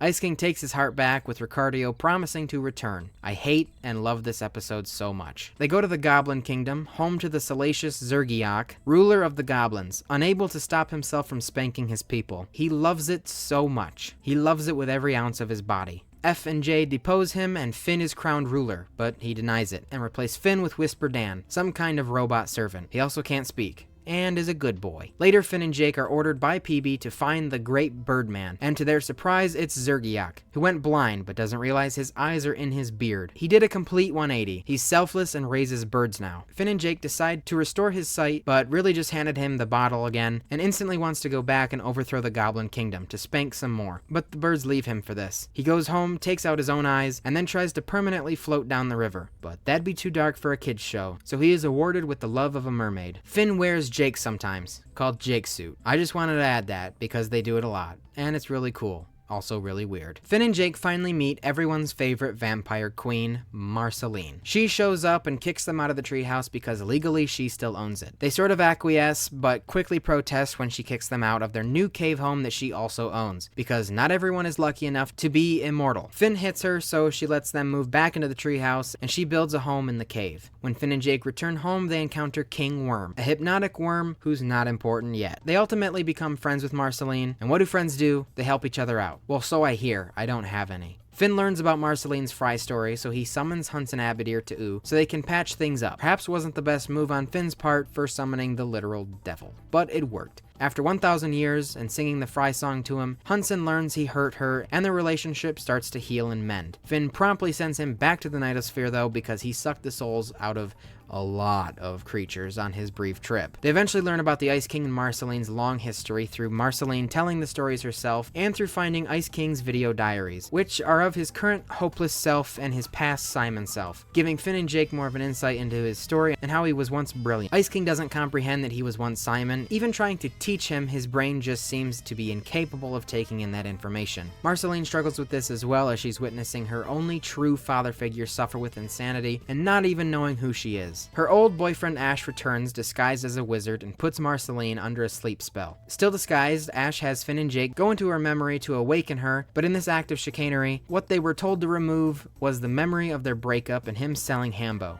Now with the memory gone, Marceline acts like nothing ever happened, and he is allowed to continue his misogyny. Finn takes Marceline inside his mind, which viewed her original memory, restoring it for her. She dumps Ash again, and later he is arrested for everything he just did. Marceline invites Finn and Jake over to play some tunes in the Nightosphere, since her and Hunson's relationship is mostly good. He wants her to take on the family business, that being ruler of the Nightosphere. I don't know how much you would consider that a business. Nightosphere LLC, where a kid can be a kid. He deceives Marceline into putting on the amulet that turns you into a horrific monster and the ruler. She knocks Finn and Jake into Amnesia Town, and they have to figure out why they're in the Nightosphere, and subsequently, how to save Marceline. It ends with Senor Abadir finally realizing it's not a phase, Dad, and she wants to be a rock star, not Satan. So he introduces some laissez-faire policies into his parenting, and we don't see him much anymore. Right before they left the Nightosphere, they accidentally started a coup against Hunson, so hope that all works out well for him. Finn and Jake encounter a tree witch requesting princess hair, and if she doesn't receive it, Jake will be sucked up her butthole forever. Finn finds LSP, who now lives in the forests of Ooo after tensions with her parents, but she doesn't have adequate hair. Finn solves the issue by giving the tree witch his long luscious locks hiding underneath that white hat, and Jake is saved from her encompassing crusty poop chute. Now that Magic Man has been sentenced to Earth, he resumes his Mars behavior, being a jerk. Pretending to be homeless, Finn gives him some sugar, and so Magic Man turns him into a giant foot. I mean, seems like a fair trade to me. He finds more of Magic Man's victims, and together they unite and don't stop him. He relentlessly abuses Ooo people, one time inducing Jake into a dream. He enters a world in his own body, made of his body, sort of like his father Warren Ampersand is able to do. Most of the people are voiced by Billy West, one of my personal favorite voice actors. But beside the point, he basically uses the voices of Fry, Farnsworth, and Zapp Brannigan from Futurama for the Jake people. Did Jake watch Futurama one night and that somehow manifested into his subconscious? Or did he transport to New York? The voice of Fry is used for Goose, Jake's supposed best friend. Jake's voice actor is John DiMaggio, also the voice of Bender in Futurama, Fry's best friend. Goose hasn't seen Jake in about 2 years, and the finale of Futurama was aired a little over a year before this. Doesn't quite math, but But the other voices in Futurama correspond to characters in the Jake world, like Professor Farnsworth sharing the voice with another Professor character. Goose also bends bars like Bender often did. This is likely just fun references, because Futurama and Adventure Time don't exist in the same reality. What time is it? That's for later. When he went into this dream, he fell asleep on an empty stomach, and every time his gut rumbled, it was tectonic for their city. Jake had to eventually eat, killing all of them by waking up. Usually there's a aside for a certain type of killing, but a whole town you created? I don't think that exists. Stumbling through the destroyed taffy tree forest PB's uncle Gumbald cut down a long time ago, a stump isn't a stump, and it's a steel hatch leading to the Human tribe. They meet Kara, but now taking on the name Susan. Also, she speaks caveman. They bring Susan to the surface and have her touch some grass. The Humans almost eat the Candy Kingdom, so they almost immolate them. Finn learns of their fishy nature, but Susan really is a human. They later enlist Finn and Jake to reclaim Butopia from the Lub Glubs, and then Finn learns he finally isn't the only human. Too bad she's an Amazonian, unless that's what Finn wants. Princess Bubblegum finally teaches Finn and Jake about the Lich, taking them to his amber tomb. They must wear gems of power as to not be possessed, but a snail who is always just around everywhere all the time was in Finn's backpack. The Lich possesses this snail and escapes. The snail releases the Lich and he heads for his well of power. PB bestows Billy's gauntlet to Finn, the only known weapon able to defeat him. She also gives Finn a sweater she knitted, because, I don't know, it's a type of armor. Plot armor. Finn fights the Lich. Now which weapon do you think defeated him? The super powerful weapon used by the greatest hero Ooo has ever seen? Or a sweater? Ding ding ding! Sweater. I mean, it's cool what he does. It's actually really cool. And then the Lich dies. Spoiler alert. It's impossible for the Lich to die. Ice King, who kidnapped PB, flies to the Well of Power, beseeching Finn's blessing to marry her, and accidentally drops her into the well, and PB dies. Haha, no. But, kinda. She becomes possessed by the Lich, thanks to the Ice King for pointing it out with his wizard eyes. Together, Finn, Jake, and the Ice King kill Princess Bubblegum and the Lich. But, spoiler alert, the Lich can't die. So he repossesses the snail and skedaddles. They reconstruct PB, but there isn't enough candy. Even though they're in the Candy Kingdom, she is rebuilt into a 13-year-old girl, still retaining her mental strength. But her age is unacceptable. According to Candy Kingdom law, the Earl of Lemongrab returns and is bequeathed the princess role, becoming a true dictator. Everyone is imprisoned, so the candy people mutilate themselves and amalgamate the pieces into PB, coupled with a kiss from Finn, and bam, she's 18 again. Okay, sure buddy, they do live in the Candy Kingdom. Why didn't they just do that before? But whatever. Lemongrab is deposed. She makes a new replacement heir, being Goliad, a brilliant sphinx manufactured with PB's own DNA. Goliad also sucks as a leader, and just like Lemongrab, abuses the candy people. PB creates another sphinx, Stormo, this time with Finn's DNA, so it will take care of Goliad. Goliad and Stormo psychically fight and end up in an impasse for years. Going back to our favorite cosmic entity, Prismo the Goon Master. He thinks Finn and Jake are the coolest mofos around, and so he wants to create his own story like theirs. Instead of writing weird fan fiction like most, he creates a literal dimension. That's a big no-no. Massive violation of his powers, and he broke the rules of the multiverse. In this universe, all the characters are gender swapped. Finn is Fiona, Jake the dog is now Cake the cat, Princess Bubblegum is Prince Gumball, Ice King is Ice Queen, Marceline is Marshall Lee, Lady Rainicorn is Lord Monochromacorn, Lumpy Space Princess is Lumpy Space Prince, Cinnamon Bun is Cinnamon Bun in a dress. You get the idea. To hide his abomination, at least in the eyes of cosmic law, he beams the dimension to a deep, dark, lonely place where it will never be found, inside the Ice King's head. So no cosmic auditors like Scarab can ever find it. Ice King believes that they are real, so he chronicles the adventures of Fiona and Cake, and spreads his believed to be fan fiction to all of Ooo, including Finn and Jake. Ice King tries to find a way to prove their existence multiple times. Prismo continues to update his story and continues to beam them into Ice King's dome. One night when he beams them, a bunny human lady intercepts some of the signals and records it onto a VHS. She dresses up as Fiona, going to the Ice King with VHS proof saying she's the real Fiona. Ice King figures out she's just a vagrant needing a place to stay, but now Ice King has something tangible of Fiona and Cake. Real footage of them, proving he's not as crazy as he thinks. Or maybe he does prove he's as crazy as he thinks. I mean, I guess it depends on how crazy he thinks he is. We have two stories of love happening around the same time. One's hot,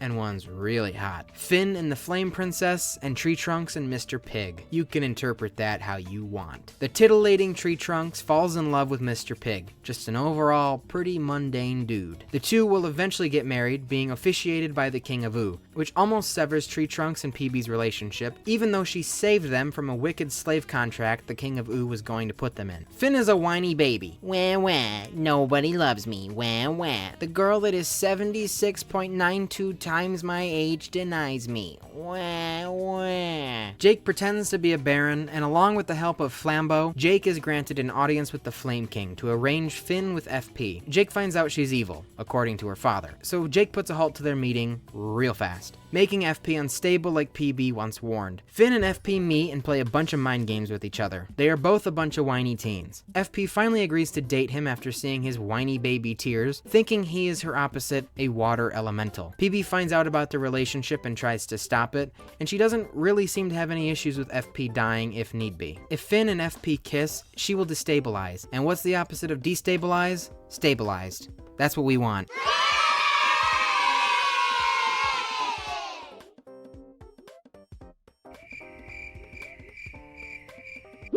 What's the opposite of stabilized? Destabilized. And that's what she will be after she kisses Finn. They spiral into the earth, almost killing both of them. Jake deprives their burrow hole of oxygen, extinguishing FP 99% of the way, making her stabilized again. Back in the Candy Kingdom, the entity that has been there for like, I don't know, in Rome around M years, the Mother Gum under the kingdom is finally getting an update. It's been in the dungeon for so long, it's become one with the building, weakening its structure, letting prisoners escape. After investigation, the Mother Gum must be fought and it's broken into itty-bitty pieces. So, R.I.P.? Back at Castle Lemongrab, in the Earldom of Lemongrab, Lemongrab has no one to watch over, so Lemongrab comes to the kingdom and spies on the candy people, lurking in the shadows late at night. The banana guards find him on PB's mega security systems. The Pup Gang, a trio of candy hooligans, volunteer to be Lemongrab denizens, but he's abusive. Real abusive. And they find out when they're put in electricity chambers. They rescue them, and while she's there, PB creates Lemongrab 2, a near clone of Lemongrab. Together they can rule the Earldom. Princess Bubblegum makes a grave error and leaves behind her recipe for creating life. Together, the lemon grabs create life for their kingdom. Instead of eating their food, the lemon grabs keep creating new lemon creatures, a bunch of inbred lemon mortys that scream at frequencies old people probably can't hear. They're like addicted to it. Their most sizable is Lemon John. He's so massive his body takes up different rooms in the castle, making it sort of like armor or a shell. The lemons request more food from the Candy Kingdom because their earldom is just a bunch of starving lemons that produce an agonizing cacophony of groans, moans, and death cries. When Finn and Jake deliver the food, they discover the atrocity. Thus, the lemon grabs launch a full-on Lemon John attack on the Candy Kingdom for their food. Finn and Jake kill Lemon John, but then revive him, only for him to go out nobly and sacrifice himself for food, for the lemon people. I think it's cannibalism, but we'll find out very soon Lemon Grab has no issue with that. PB erases the creature creation formula from both Lemon Grab's minds, and the earldom is restored. Until it isn't. A simple disagreement leads to the first lemon grab eating half of the second lemon grab's head. The first lemon grab moves to Obese City, population him, and the second goes to Scrawny Town, all shriveled up and confined to a UFO hover disk. Their dual rule quickly becomes autocratic once more. Finn and PB go to the earldom and discover a boy named Lemon Hope, different from all the lemon freaks. He's like actually kinda normal. He also plays the harp, which is slightly less normal. I've never met someone that can play the harp. Not that it's weird, it's just I don't think many people can play the harp, making it not that normal. PB wants to take Lemon Hope out of this unacceptable echo chamber, but Fat Lemon Grab precludes it. Lemon Grab 2 does allow him to leave, leading to Lemon Grab 1 fully consuming Lemon Grab 2. A bunch of the lemon people help Finn, PB, and Lemon Hope escape the earldom. Lemon Grab enacts new policies that anyone that helps Lemon Hope or tries to leave the earldom will be consumed. Bubblegum instructs Lemon Hope that it is his duty to one day liberate the earldom, but my boy wants his freedom and says, screw the lemon guys, let him suffer, and then embarks on a really long quest experiencing the harsh realities of freedom. Almost dying, on his adventure, he sleeps with a blanket made of rats. How warm and disease-ridden. He almost dies, and then he encounters Flannel Boxing Day, presumably PB in disguise. And Lemon Hope hates, actually really enjoys this life and doesn't care about the lemons much at all. He is, though, having a recurring nightmare about them, and only decides to rescue them to make the nightmare stop. Not because he feels indebted for the sacrifice of assisting his escape. This really is a lesson about the grass is greener on the other side. I don't think it's a valuable lesson, but it is a lesson. Lemon Grab is now more obese than,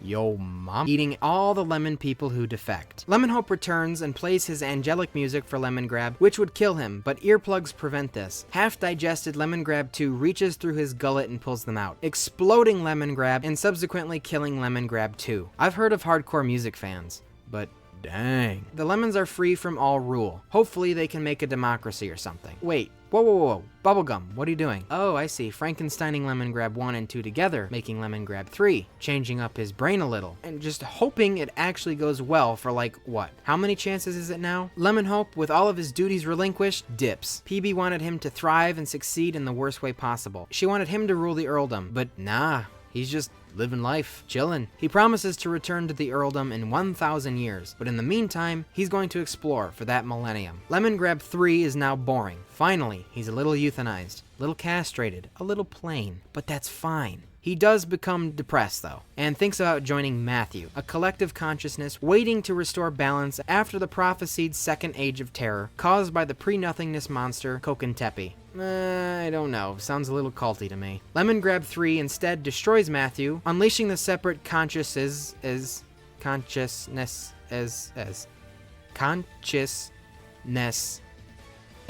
conscious eye, and this makes him feel a little better, I think. He'd select this one on the happy scale. There's a relatively brief lich encounter. We're picking up with that possessed snail that escaped. It manages to resummon the lich back in Ooo. The lich uses something called the Bag of Holding, aka your mother, because it can fit everything inside of it no matter what size. He's able to pull all main characters inside along with the entire Candy Kingdom. Finn and Jake defeat the lich and toss him into the sun. The ending is sorta, yeah. Comics aren't necessarily canon all the time, more of a secondary canon. Basically, they are canon until something in the show contradicts it. So yeah, I guess the Lich died, but he didn't yet in the show.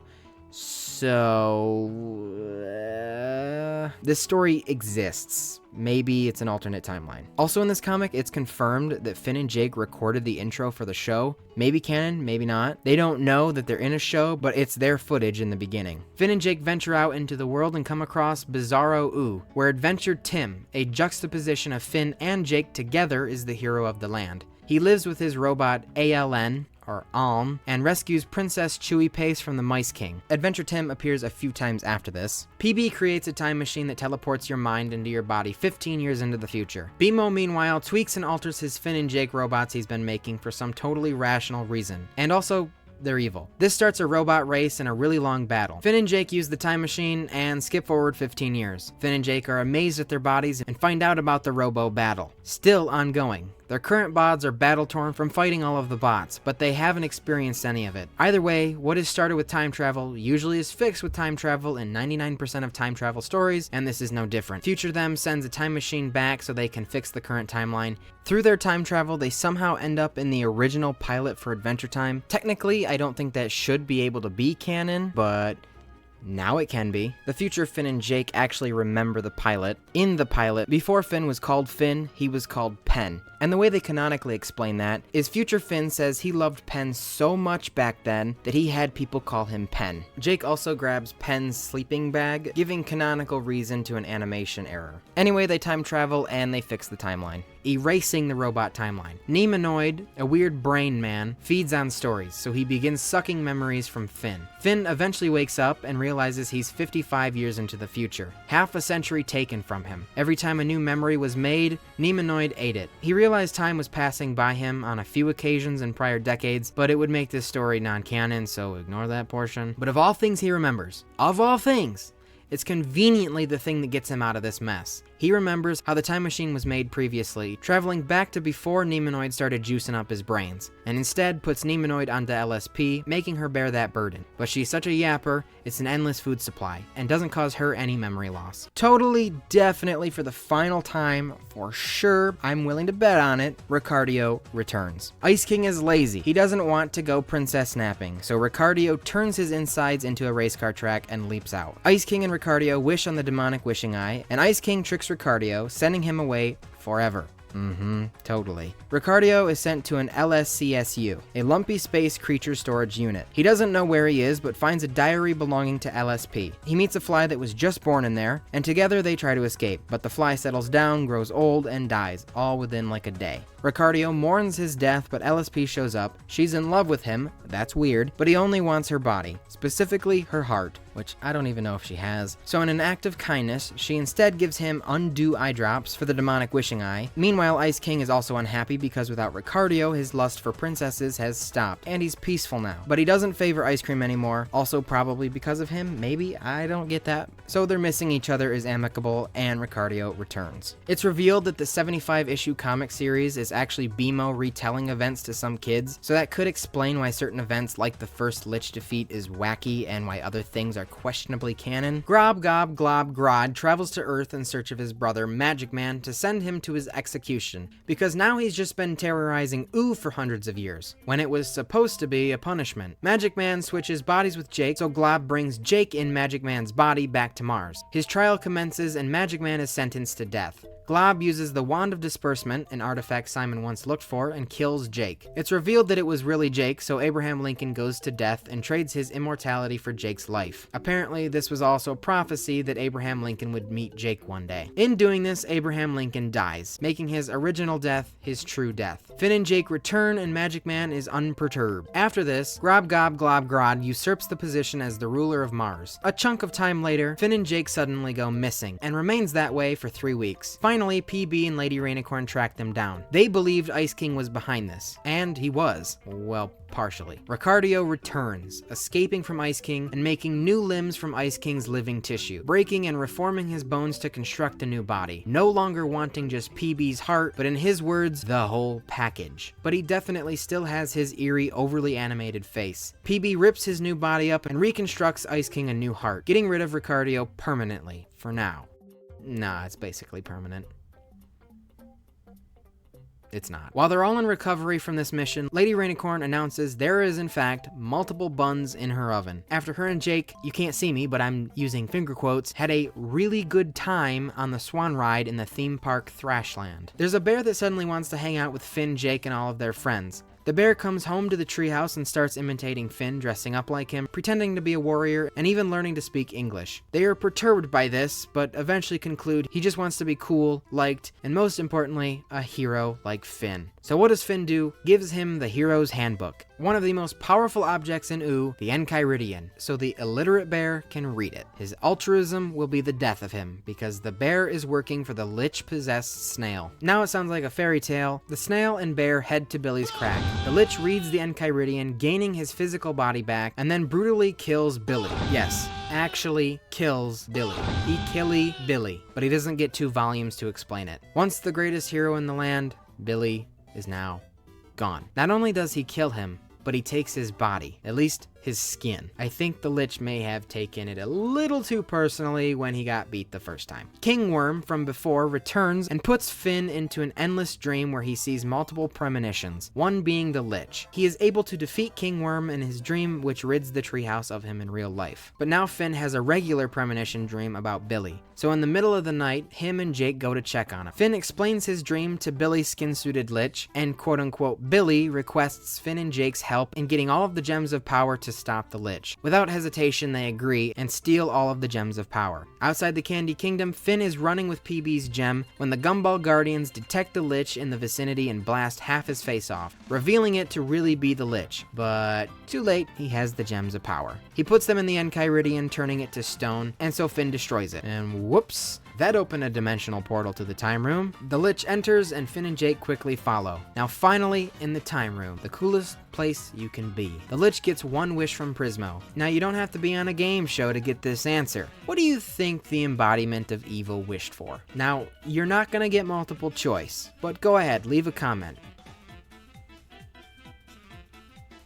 You done making the comment? Alright, good. The extermination of all life. Prismo can't deny it, so bam. It's done. The lich gets his wish and is teleported to his new dimension where every living thing instantly turned to bone, with the exception of robots, because technically they're not living. Finn and Jake aren't affected because they're in the time room. Prismo explains the sitch, and Finn, without tons of thought, wishes for the lich to have never existed, and so he is sent to his wish's reality, leaving Jake in the time room. Ladies and gentlemen, it's official. We have now reached the point in our timeline, or now I should say timelines, where we're actually getting into the multiverse. This new world is called the Farm World Dimension. Let's go back, way back. This dimension has a different history than the regular one. Simon Petrikov meets a young girl named Marceline. The world was in a good state, no mushroom war had happened yet, no liches becoming corporeal, it was mostly good. But Simon still had the crown, but wasn't fully insane yet. When the mushroom bomb was launched, Simon used his ice powers to prevent it from detonating, but as he kept it at bay, it killed him. Marceline never turned into a vampire but was still half demon, so she stayed by his side even after death. The crown mourned its owner and sent the world into a new ice age. The Blue Catalyst comet that brought the embodiment of good agent of change, which would ultimately end up as Finn, never hit Earth. Now 1,000 years after Simon's death, a pointy-nosed Finn that isn't good incarnate lives with his human parents and regular dog Jake. Doo-doo heads called the Destiny Gang rule over his town and take advantage of everyone. Finn's father owes the Destiny Gang money, so they are forced to sell his mule Bartram. On this trek to the town, he finds a super old Marceline, still living but not youthful because she's vampless. She tells Finn the story of how it went, but Finn just wants the crown to sell. Finn steals the crown, uses it on the Destiny Gang, one thing leads to another, the mutagenic bomb explodes, killing Marceline and releasing the lich into this world. The lich possesses the boring Jake and becomes a buff dog hybrid. So Finn just nullified his wish, even though this farm world Finn isn't the Ooo Finn. Now he's the new owner of Evergreen's crown. In the time room, Jake is unable to think of a wish. The Cosmic Owl is now there as well, and they all just watch what's going on in Farm World on Prismo's TV wall. Jake wishes for a sandwich, second time he's done that in a super serious situation, but this time's definitely a little more serious. Since Prismo really likes Jake, he basically holds his hand with his wish and warns him they are monkey's paw tricks. So Jake wishes to change the lich's wish, so Jake really Prismo, wishes to change the Lich's wish to sending Finn and Jake back to Ooo, so time is undone to when Finn and Jake first arrive in the time room. Finn and Jake witness the Lich make his wish. The Lich is unable to control what he says and wishes Finn and Jake back to Ooo. The Lich, wasting his one and only wish, is stuck harmless in the time room, so he just gives up for now and waits. They return to Ooo and Finn has no memory of Farm World. The gems go back to their owners, but now the Enchiridion is gone. Jake touts that he saved everybody, but had Prismo not nudged him, well, even that's being generous, Jake would have foiled everyone's existence for a sandwich. The Farm World dimension and the Lich's extermination dimension, both created by their wishes, still exist despite rewriting history with Jake's wish. Prismo even makes note that it's weird that they still exist. Prismo sends down a jar of his famous pickles for Jake with a note, inviting him to hang out some other time. Now with everything chill, Lady Rainicorn gives birth to partially Rainicorn, partially dog, and partially shapeshifter puppies. Charlie, Viola, TV, Kim Kil-wan, and Jake Jr., which is a girl by the way. Jake stringently follows his mother's hologram guides, but his own children teach him those are bunk. Because of their wacky DNA, by the end of the first day or so, his kids are already magical and technically older than him, so Jake can continue living with Finn and never really matures. And it shows, because he becomes an absent father, never seeing his children. I mean, he makes up for it, but I kinda think that hurt Jake's character. Imbuing them with such powerful genetics, their children and future grandchildren will become the supreme species in Ooo. Each of them go on to do really impressive, well, mostly impressive things. Charlie becomes an experienced tarot reader and plays Card Wars with her dad, where they face off against Grand Prix and Moniker and lose. She does a rare turbo boosted personal reading, seeing into her future, where she sees Jake choke on a sandwich in her 20s, and she has a child in her 30s naming him Gibbon. She sees herself age and becomes more content with it as she ages. Viola becomes an actress in LSP's play. TV lives his life on his computer and still lives with his mother. Doesn't sound familiar. He discovers and eats the crystal mergence of destruction Lady hid away many years ago after fleeing the crystal dimension. Her old boyfriend Lee is in Ooo, for some reason, and dog naps TV back to the crystal dimension where he plans on retrieving it from TV's stomach. Lady rescues him and takes back the crystal sandwich. TV decides to stay in that dimension for independence reasons, quickly rescinding that and living with Bob and Ethel. Kim Kil-wan is the most successful of the litter.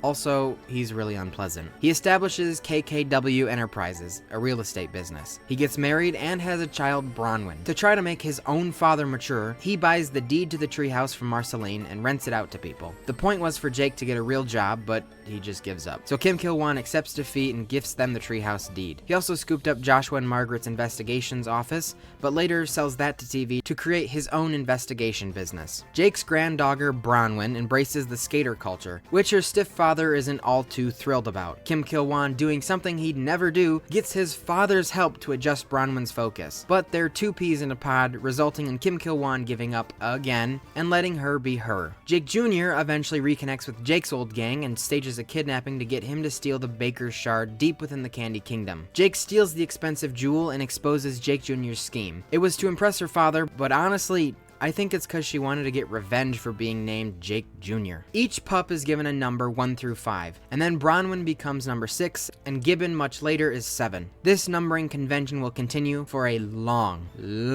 time. Finn is getting in his head about his so far successful relationship with Flame Princess. I was going to make fun of him, he's 13 and all worried about his playdate girlfriend, but I do kind of forget she might as well be a deity with her powers, so I guess it's justified. Jake suggests he's overthinking things, so Finn climbs inside of a pillow fort where he lives a brand new life. I think this is the Ooo version of an ayahuasca retreat. Like most teenage boys, he gets a pillow wife, Rosa Linen, and like some teenage boys, has pillow kids, Jay and Bonnie. And then he lives for decades in this pillow world. He grows so old he forgets what Jake looks like, and finally he dies, surrounded by his pillow kin. Finn hurtles towards Golb, seeing him for the first time, but instead of being eaten by him, he bounces off his tongue and back into the treehouse pillow fort in normal world. Was this all a dream, or was it real? Is it future events yet to come? I don't know, but there isn't much levity in this episode, and it's sort of a mind trip. I don't really know if I'm understanding the significance of this pillow life or not, but bottom line, it clears his head of faux relationship problems. Finn then actually has a real dream after seeing Flame Princess and Ice King fight. His dreams have the Cosmic Owl, making it a premonition dream. The dreams are about Flame Princess, but he doesn't get the full message of the dream. So under Jake's guidance, Finn tries to keep repeating the day, falsifying a rivalry between Phoebe and Simon. The prophecy was, you blew it.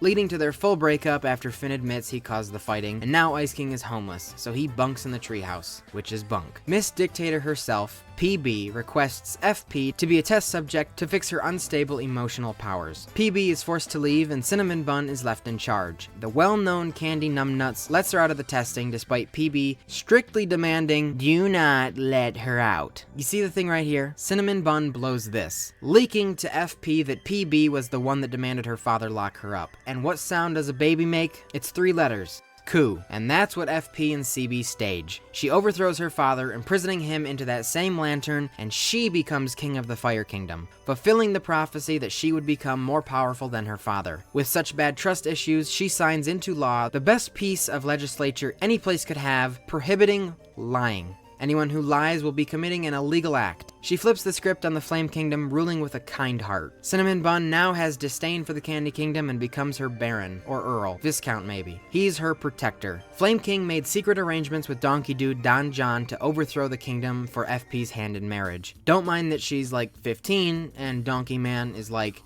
more than that. Don John coups it up, and Flame King becomes ruler once more. She recruited Finn to help coup back her coup, but they get locked up, leaving the quote-unquote half-baked Cinnamon Bun to rescue them. He gets a gnarly fireball straight upside the face, changing his poo brain DNA to not poo brain DNA. Now he's fully baked and a highly functioning member of society. Don John is upset his Princess Reward doesn't want him, so he wants a refund, leading to both Flame King's and Don John's arrest, reinstating FP and CB as king and noble knight. They rule really successfully, and the Fire Kingdom becomes, once again, not a half-bad place. Quite a while later, through a camera PB shoved into CB's face, she is made aware of the sleeping fire giants, robots made by Mo, who purportedly founded the Flame Kingdom, but now they're just snoozing. PB has the Ice King freeze the core of the kingdom, so it slowly loses power and people become weak. PB glad handles her way in there and slowly steals the power from the giants, as she believes they're a danger to all of Ooo in the wrong hands. PB is caught in a seminal display of her authoritarian behavior, so PB and FP duke it out in the FK,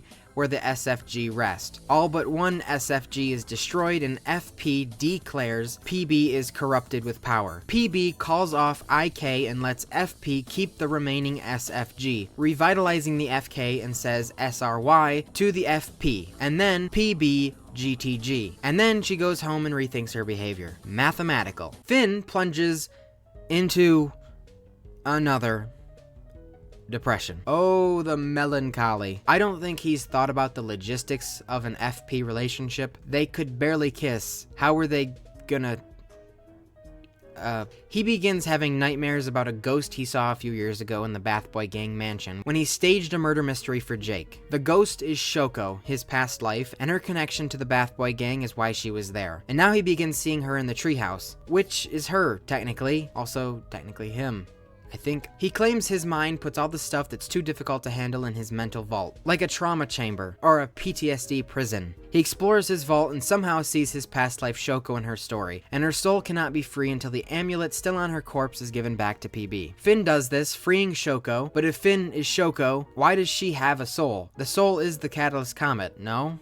Right? I'm the one that's supposed to be telling you stuff, but that doesn't make much sense to me. The new roommate, Ice King, does what I like to do in my free time and summons Keoth the demon, and he regains his blood, destroying the blood sword gifted to Finn by Joshua. Jake is put through arduous waiting in Keoth's pit in the broken up dimension, thinking he is Joshua. Finn and Lady get a grape juice sword, blessed into holy water by Shelby the Worm, who is apparently a priest. Like, you're telling me this worm went through seminary, discernment, all that training to become a clergyman? Actually, now it makes sense why he lives in a treehouse with a teen boy. Finn and Lady trick Keoth into consuming the blessed sword and it kills him, and they're able to free Jake. Ricardio comes back. Would you believe it? Villains always return in Ooo. He reconstructed his massive limbs and has come for Carl the Gem in the treehouse. He already stole Gemma from PB. Using Gemma's ability to bring robots to life, he gives the treehouse sentience because PB made it into a robot while Marcy lived there for her protection. This is one of those kinda stupid comic stories, but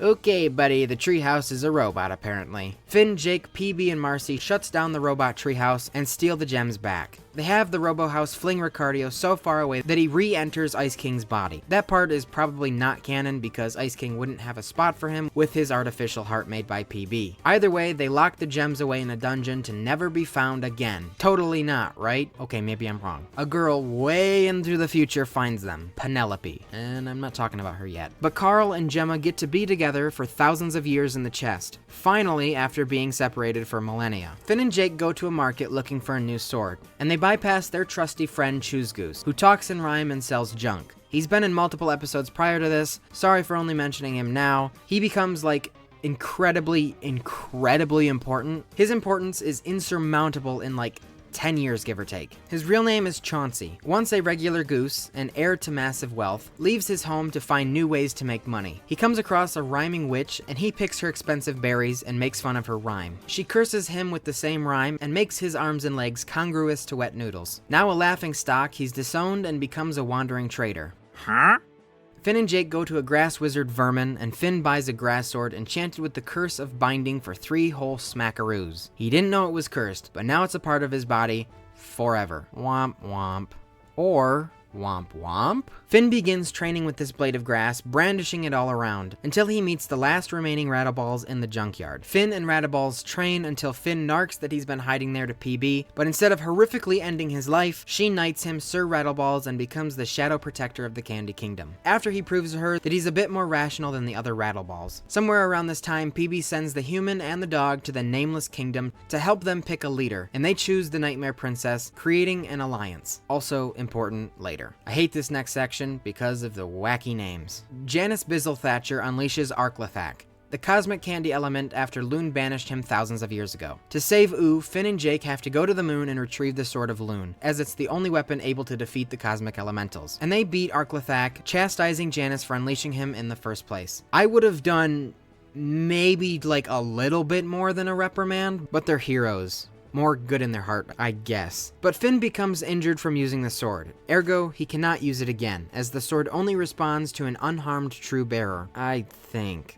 Bimo is later corrupted by the cosmic slime elemental Nixat-Ah. Somehow he was unleashed as well. Nixat-Ah wants to rewrite the world, but instead they trap him in Microsoft Paint and deem him satiated until the end of time, which he actually is. Janice comes back later and unleashes Arklathak again. Maybe it wouldn't have happened if a more drastic punishment was given. Arklathak then releases both Zahn and Nixat-Ah. A disguised future old man Finn comes to assist, telling current Finn to enter a portal. Finn does, ending up on the moon in the 19th century. Finn's job is to guard the Sword of Loon for many years to come, until the true bearer comes to wield it. So he guards this sword for decades. Humans make contact with him, thinking he's an alien, but no. The human that makes contact is Davy, someone Finn pretended to be an Ooo one time, but they had no prior affiliation. They basically say Davy is a past incarnation of Finn, but timeline-wise, that makes absolutely no sense. Add it for fun if you want, but logically makes no sense because Davy was born before the Blue Catalyst comet ever hit Earth. A vat of youth elixir is time teleported backwards to him to rejuvenate himself to a teen, also making him immortal, so he can further protect the sword. Present-day Jake gave up his last little bit of youth so Finn could continue. That's where the elixir came from. And then Arklathak shows up and kills Jake. Yep. Not kidding. Jake really died. Jumping ahead into the future an unknown amount of time, Finn and Jake have perished and are reincarnated as Penelope and Betty. No relation to Simon's Betty Groff. Penelope was the traveler that eventually found the Carl and Gemma gems. In her time period, the cosmic elementals dominate. She sees an open portal and hops through, ending up on the moon. Penelope is able to bear the Sword of Loon, being truly worthy. I'm assuming it's because she is just Finn, you know? And speaking of, he's still old AF on the moon. Wielding the sword, Penelope exterminates the 3 cosmic elementals, erasing this timeline as well, and Finn is returned home with no memory of this. I don't know why that happened like that. Simple answer is so they could continue having comic stories. But in universe reason, Now back in the corrected timeline where the cosmic elementals were never released, Gata is there as well, I guess released from her statue state, and the mouth portal is seemingly gone, but Finn and Jake don't know her still, and it might be up in the air if she even knows them. Also, Gata is never seen again. Marceline misses her teddy bear Hambo, the one from 1,000 years ago gifted by Simon. I know we're in a magical world and all, but am I the only one that sees antique stuffed animals on Facebook Marketplace or thrift stores, and they look like they've been a POW through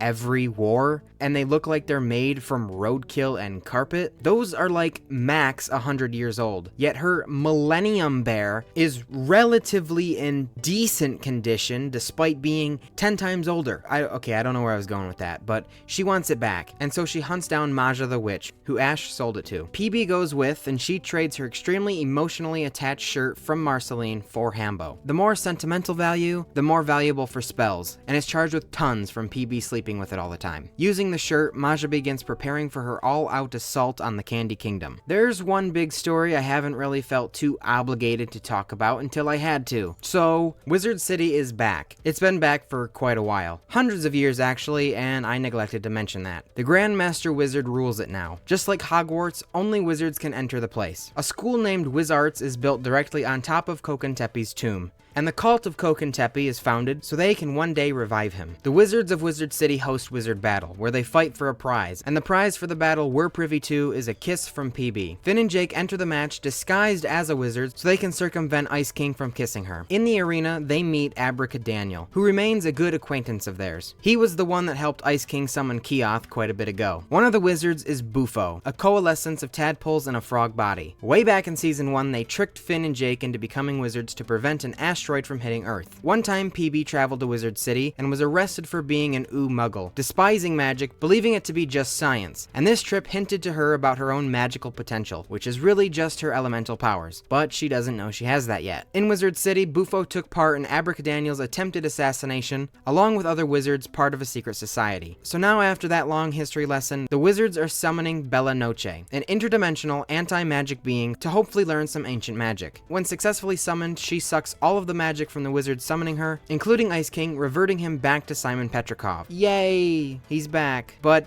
he's dying. The crown's magic was keeping him alive this whole time, so he starts to just wilt without it. Marceline is overjoyed to see him again, but he's dying. Simon's last goal is to apologize to Betty for everything. They use his book he co-authored with Betty and the recently retrieved Hambo, as it's the only object from that time period, to open a time portal. He sees Betty as she just ran and hid from a maddening Simon, and he begins apologizing to her. And this is the moment Betty disappeared for good, jumping through the time portal to Ooo. Simon explains his situation, but Betty is determined to fix it. I haven't complained about anything up until this point because this show is awesome. But this is the one time as a viewer it just completely donked up the believability of their situation. Look, I get we have 11-minute episodes, so there's not much time for Betty to digest this crazy new world, or the fact that she just time traveled, but she is unfazed. She acts like this type of thing happens every day. But just like a minute of her being confused by this new world would have helped. Betty gets on Ash's magic carpet they just stole and flies back to Bella Noche with Simon. Barely getting any time to reminisce, she kamikazes into Bella Noche, killing her, restoring the magic, saving Simon's life, but now he's the Ice King again, with no memory of Betty. Betty survives this, but doesn't reveal herself again, and becomes a peeping Tom, surveilling Ice King, hoping to find a cure for the crown's curse. Marceline is the rightful owner of Billy's crack. She skips having his stuff go to probate, and instead has a garage sale. Wildberry Princess purchases the feed bucket of plenty, which materializes livestock. However, the citizens that eat it become weird meat hybrids with no cure. Wildberry Princess just dumps them off to a gluttonous King Huge, who enslaves them to feed him more. Well, that didn't turn out well. His son, Prince Huge, was turned into a mega frog via a curse, and so Finn kisses him after randomly and arbitrarily figure out that that was the problem. So King Huge lives underground, and a guy named Bill fell into his chimney and accidentally thinks it's endless. Relatable. He writes his name down to not forget it, but he does, and thinks his name is 7718, 7 for short, after reading it upside down and going partially crazy. Much later, Jake falls down the chimney, and Finn actually falls into the lair. Finn teams up with the food boy servants and puts out the fire, allowing Jake and Seven to escape with him. Finn and Jake meet Canyon, Billy's ex-girlfriend, at one of Rat Bear's parties. Who's Rat Bear? Some dude they saved from being digested that they bring back like twice. They meet Party Pat, actually don't worry about him. Finn and Canyon go to Billy's crack and find his bucket list, so they decide to complete it. However, Finn has to put his big boy panties on and face his crippling fear of the ocean. Nah, I'm actually not gonna make fun of him for that. You're telling me you'd willingly swim in something that has this Floating in it? No, thank you. I wouldn't be caught dead in the ocean. Well, barring my body wasn't dumped there. The Fear Feaster is this Luke Skywalker voiced cloud that lives inside Finn's belly button, rousing out every time Finn tries to conquer his fear. Jake tried to help him with this, but all Finn could do was this. This has been a long recurring theme, but finally this time the grass sword slices up a non-corporeal smoke fog and Finn beats his thalassophobia, and the Fear Feaster finally dies. I think so, at least. He's never seen again. Hire the iconic Mark Hamill to voice in your show, and all you got for him is a cloud, a laughing punch bowl, and a few background voices. I maybe would have utilized him more, but whatever. After completing the list, the spirit of Billy appears, and Constellation Billy tells Finn his dad is alive in the Citadel. Quicker than you can say the Lich is about to cause more havoc, Finn and Jake go to the time room for Prismo's advice to journey to the Citadel. You must commit a cosmic crime, and killing a cosmic entity is a cosmic crime. So Prismo allows himself to be sacrificed. Not really,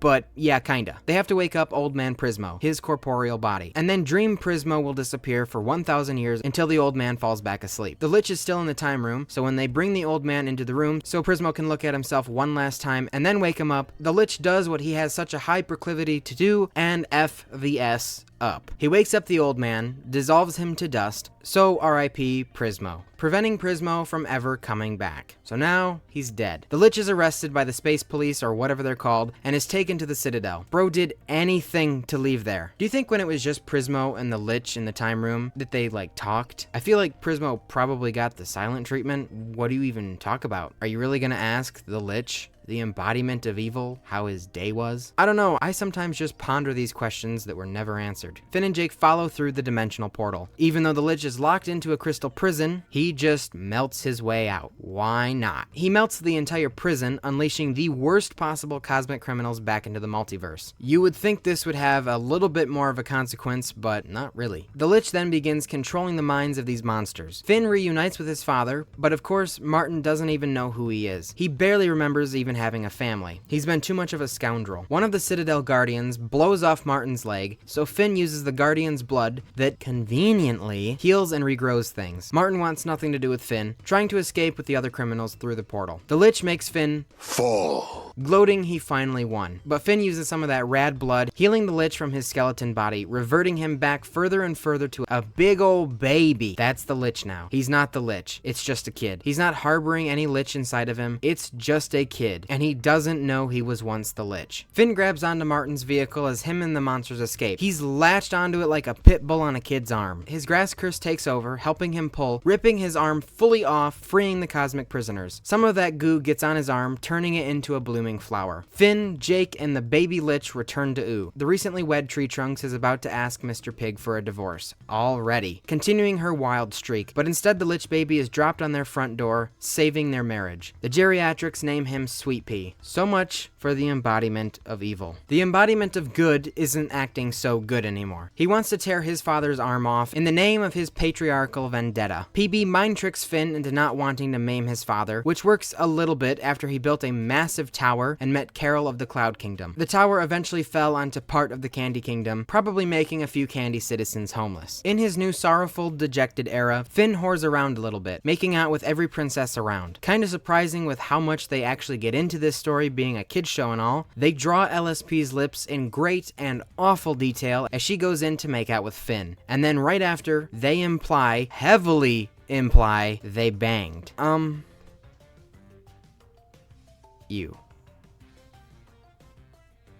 He meets a queen bee, Breezy, who's attracted to the flower sticking out of his arm stub. Breezy's a virgin queen bee, and decides to deflower herself to save Finn from other bees, becoming a gargantuan humanoid thing. In this form, she's not just in love with the flower, but Finn too. After they harmonize together, his stump sprouts a new arm with a thorn in his palm, which is still the curse of the grass sword in him. Breezy gets what she wants too and gets the flower. I guess it's a fair trade? Finn needs a new sword, and Jake is just about to need new Prismo pickles. But Prismo's dead. Jake's on his last one, and Finn and Jake do the Pickle Rama ritual and eat the final pickle, enacting Prismo's plan B he set up before he died. Finn and Jake don't know that they just activated it. When Jake falls asleep, he awakens in the time room, just not in the main part of the time room. However, Finn is still in Ooo. Jake is too, but not really. An apparition of Jake is reliving past memories, and when Finn interrupts them, Jake explodes, creating a paradox, and a new past memory will begin. Memory Jake performs the Pickle Rama ritual, so Finn does exactly what he did before to not create a paradox. Jake goes to bed, and the pickle jar illuminates, sucking him in, so Finn follows this time. Now both in the same place, but not together. When Jake first got there, he followed the beaten path, seeing past memories of Prismo, all the way to an illustrious bed where Jake falls asleep. Despite this, different Jakes are living what the first Jake just did, going through the path and such. Finn gets there and is stopped by a past memory of Prismo, knowing that this was his plan B. But as he's talking to Finn, the first Jake just fell asleep, resurrecting Prismo. So halfway through Finn's convo, Prismo can actually talk back to him. Finn and Prismo take the back entrance, and Prismo instructs Finn to now wake up Jake, so he does, kinda killing Prismo again, but they hide as a new Jake comes back and sleeps, resurrecting Prismo again. Finn is also on a loop, so they will infinitely wake Jake up after being stopped by a Prismo. So our current Prismo that stopped Finn then tells Finn to stop this next version of himself from waking Jake up, keeping Prismo alive. So he does, which blows up the secondary Finn into a sword. Finn now has a new sword, made of himself. Original Finn and original Jake are good, and a past iteration of Jake is the new sleeping Prismo, with his body turning into that old man from before. Now, if that's wrong, this whole section about Prismo's resurrection, I'm not liable. It's the most mind F of an episode, and I highly encourage you watch it. I understood it on my second watch, but I watched it a third time just to be sure, and my confidence in my correctness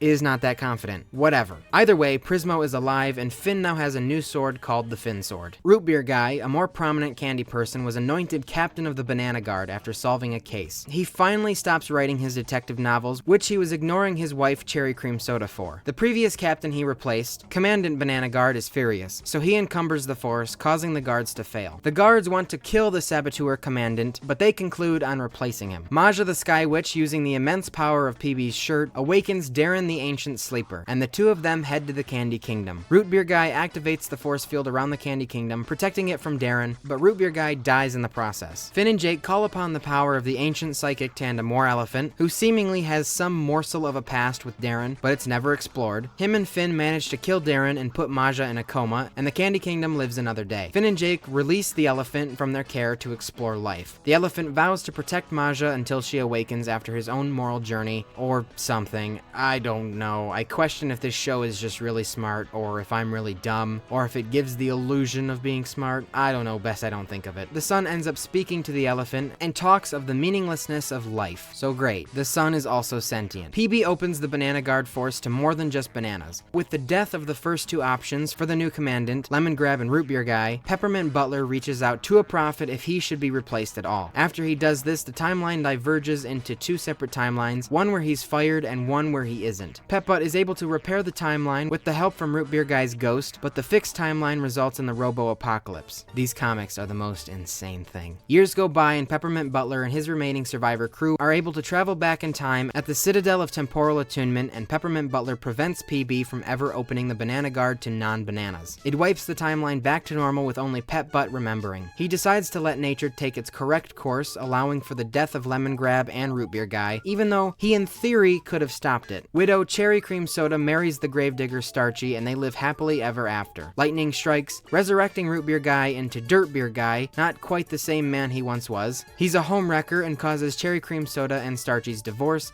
but this doesn't result in their remarriage. Instead, they date while Dirt Beer Guy becomes the local candy bartender. Martin Mertens is returning to Ooo in his spaceship at a rapid rate. Behind him, out of the field of vision, is a purple catalyst comet, due to hit Earth very soon. Mars detects Martin and believes it's the comet, but on course for Mars, not the cooler one next door. To protect his people, Grob Gob Glob Grod flies up to Martin, bouncing Martin en route to Earth but sacrificing himself. Glob kinda dies, he no longer has a body, but the four separate heads float linearly in space. Martin crashes quite a ways away from the treehouse, but in a dream, Finn is guided there. Guided? That doesn't sound right. He's gid there? He's goed there. Finn ends up at Martin's crash site and they have some catching up to do. Martin's a real POS. Not one redeeming quality about him. Finn hopes to find some answers, but Martin has none to give, either out of avoidance or true forgetfulness. Martin rebuilds his ship and launches back into space, quelling Finn's vendetta. He ends up landing on a planet where he steals a bunch of their treasures and takes off back into space on a giant moth. Glob just had a major makeover, and now his brother is about to face the same. Betty has been studying around Ooo, and somewhere in there, coming into into an agreement with Magic Man. Detritus of Glob crash down to Earth, and Betty gets her science-y paws on the helmet. It's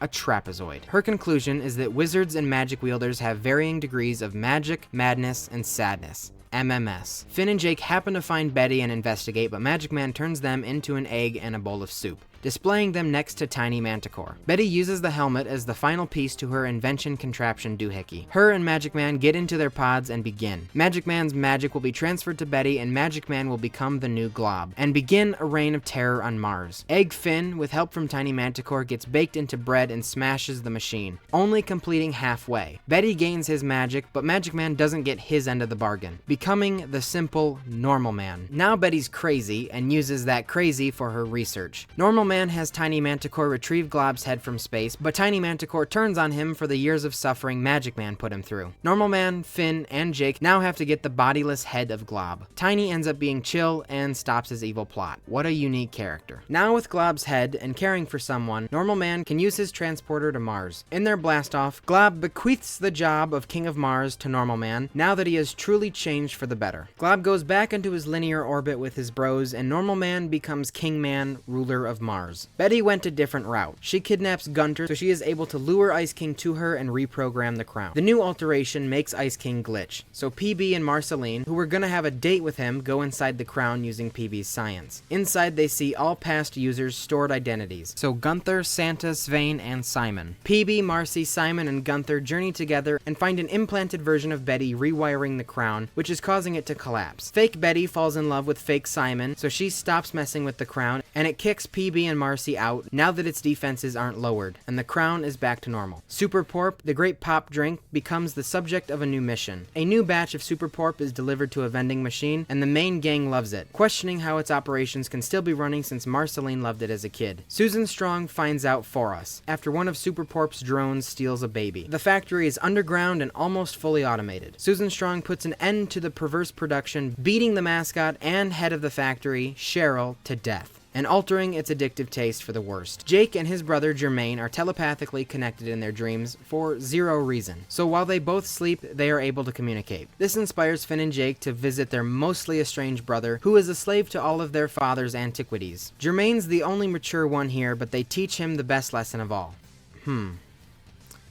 Actually, I don't remember what it was. But they burn the house down, with Jermaine's permission, and free him of his proverbial chains. The real purple catalyst comet is hurtling toward Ooo. PB is extremely focused on it, leaving a weak spot as the despot. The illegitimate King of Ooo has been scamping around Candy Kingdom with his partner in crime, Toronto. They trick Sweet Pea, need I remind you, the innocent form of the embodiment of evil, into making money for them. But when they make him angry, his secret powers comes out, getting inside King of Ooo and Toronto's heads, showing them the pre-nothingness monsters and nearly driving them crazy with it. Sweet Pea's like, oops, must have been the wind, and just bottles up his powers for another day. The King of Ooo begins challenging PB in a barely yet fully legal election. The Cosmic Owl suffers the same fate as Prismo, eternally lonely. His job is to watch over all dreams and when to make them prophetic and when to make them croak dreams. His horniness clouds his judgment and sees a schmexy bird lady in Finn's dream. He chases her throughout other people's dreams, turning them prophetic when they shouldn't have been, along with neglecting his job of making other dreams prophetic, preventing certain things from coming true. He meets her in her own dream, but it's dull and icy, so he takes her to his cosmic apartment, where she wants to go inside PB's dream. When they enter, the ladybird destroys the Candy Kingdom, turning this prophetic. The Cosmic Owl takes the schmexy bird out of there and wakes her up, and this dream bird belonged to none other than Orgalorg, in compressed Gunter form. Not much later, Gunter has a little oopsie and gets a ravine put in his head, letting his Orgalorg brain expel a little. Orgalorg regains his consciousness and takes control over the feeble penguin body. He performs a ritual which communicates to citizens, presumably across the multiverse, that Orgalorg is back, sending them into a panic. PB's plan to deter the comet is to knock it off course with a rocket ship, not paying any mind to any bogus campaigns, assuming her constituents that she made will vote for her.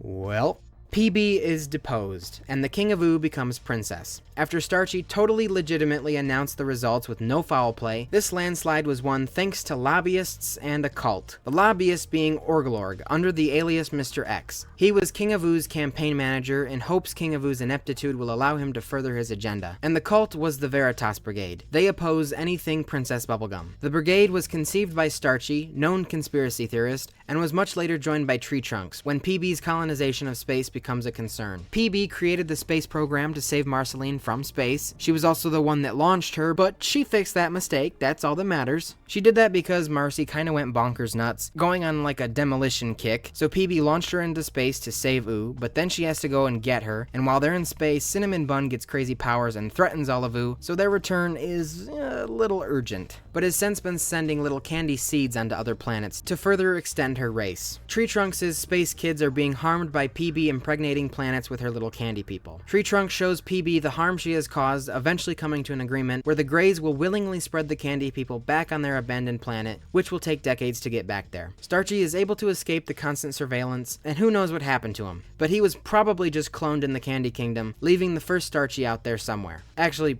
probably not. He's probably dead. Eaten by like a mole or something. Also, I called him the first Starchy. It's definitely not the first Starchy. PB and Pet Butt move to Uncle Gumbald's old shack and stay there quite a while. With no one to stop him, Orgalorg completes PB's ship and launches into space.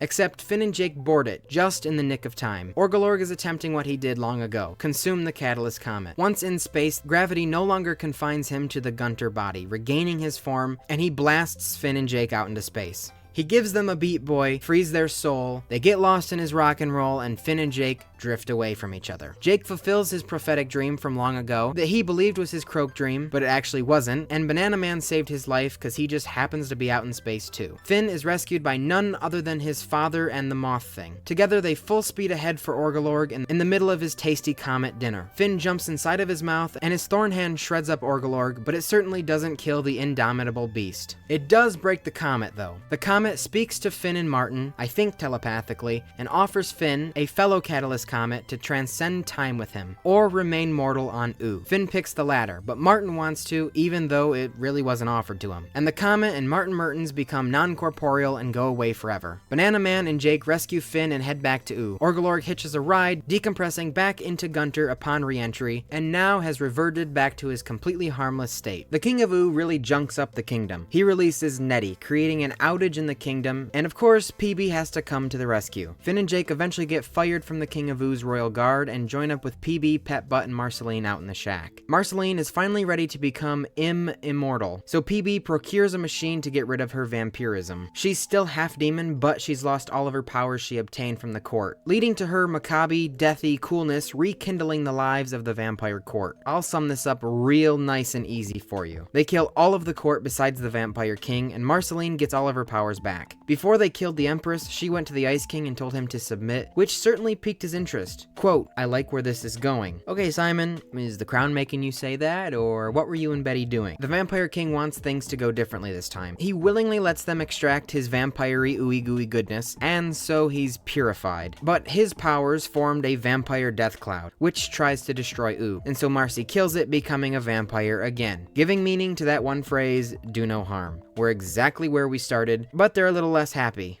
Maybe. I don't know. At least the Vampire King still exists as a lion thing. The candy people coo it up, and Crunchy pushes the King of Ooo into his fire, melting him. Because he's Earwax. Earwax Man. He's an Earwax Man. PB usurps her erstwhile position and is ready for the next miniseries. But first, we must Mo-earn the death of Mo. B-Mo found his origins in the Mo Co factory a few seasons back, where he met Mo, a gaunt, lily-livered dude being kept alive by his Mo machines. He created an entire Mo civilization in his factory, but now he's kaput, kicked the bucket, he's dead. But his mind was uploaded into a little thumb drive. Amo returns to the factory right before his final days, and Mo entrusts Amo with blasting the thumb drive into space. But instead, the little malicious dude sticks Mo inside himself. That maybe could have sounded a little better. Amo can now pose as Mo as if he uploaded his mind. He also trash compacted all other Mo robots into one called Almo. So Amo goes to the treehouse to have his brother Bimo killed, but with the help of Almo, they find out and they kill Amo. Kinda Amo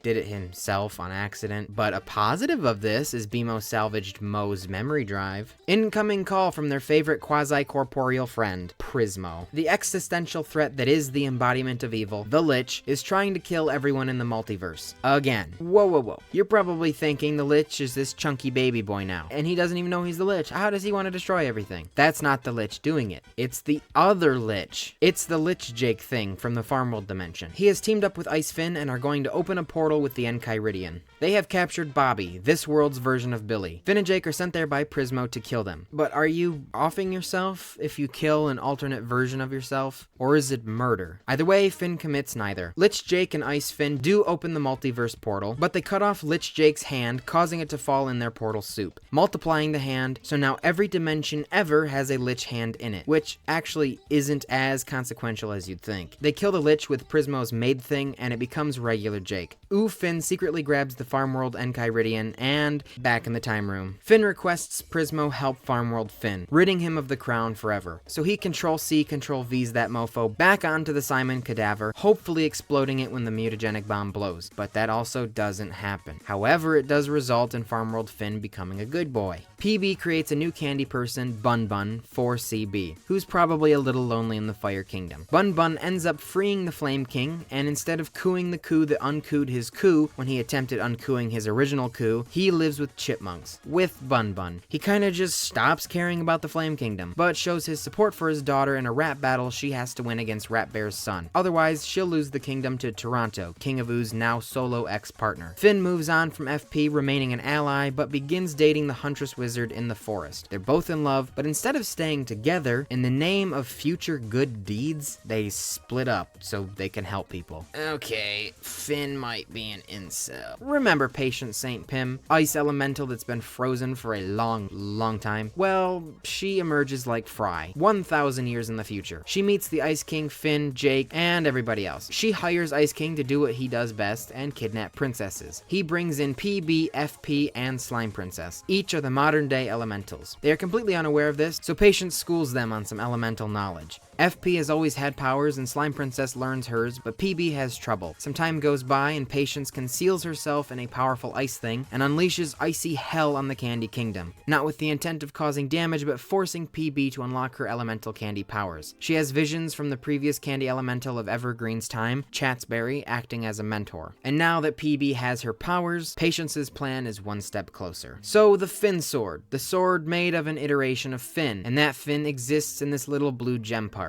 Original Finn and Finn Sword Finn are able to communicate, but Sword Finn usually stays quiet. Well, the Finn Sword is stolen, and the Grass Sword reemerges from his body in its replacement. The Grass Sword skewers that blue gem, killing Finn Sword Finn, but it doesn't actually do that. The Curse of the Grass Sword, which is this little squid guy, teams up with Finn Sword Finn, and since a version of himself just died, real-life Finn's woes spiral again. He needs a therapist. In his umpteenth depression, he goes to the Hall of Egress, and I'm only mentioning this because it's such a beloved episode. And I'm not gonna crap on it. It's like every other episode, it's good. But I'm just sort of confused that it's regarded as one of the best episodes by the fandom. I've watched it a handful of times across the making of this video, trying to understand why. I don't get it.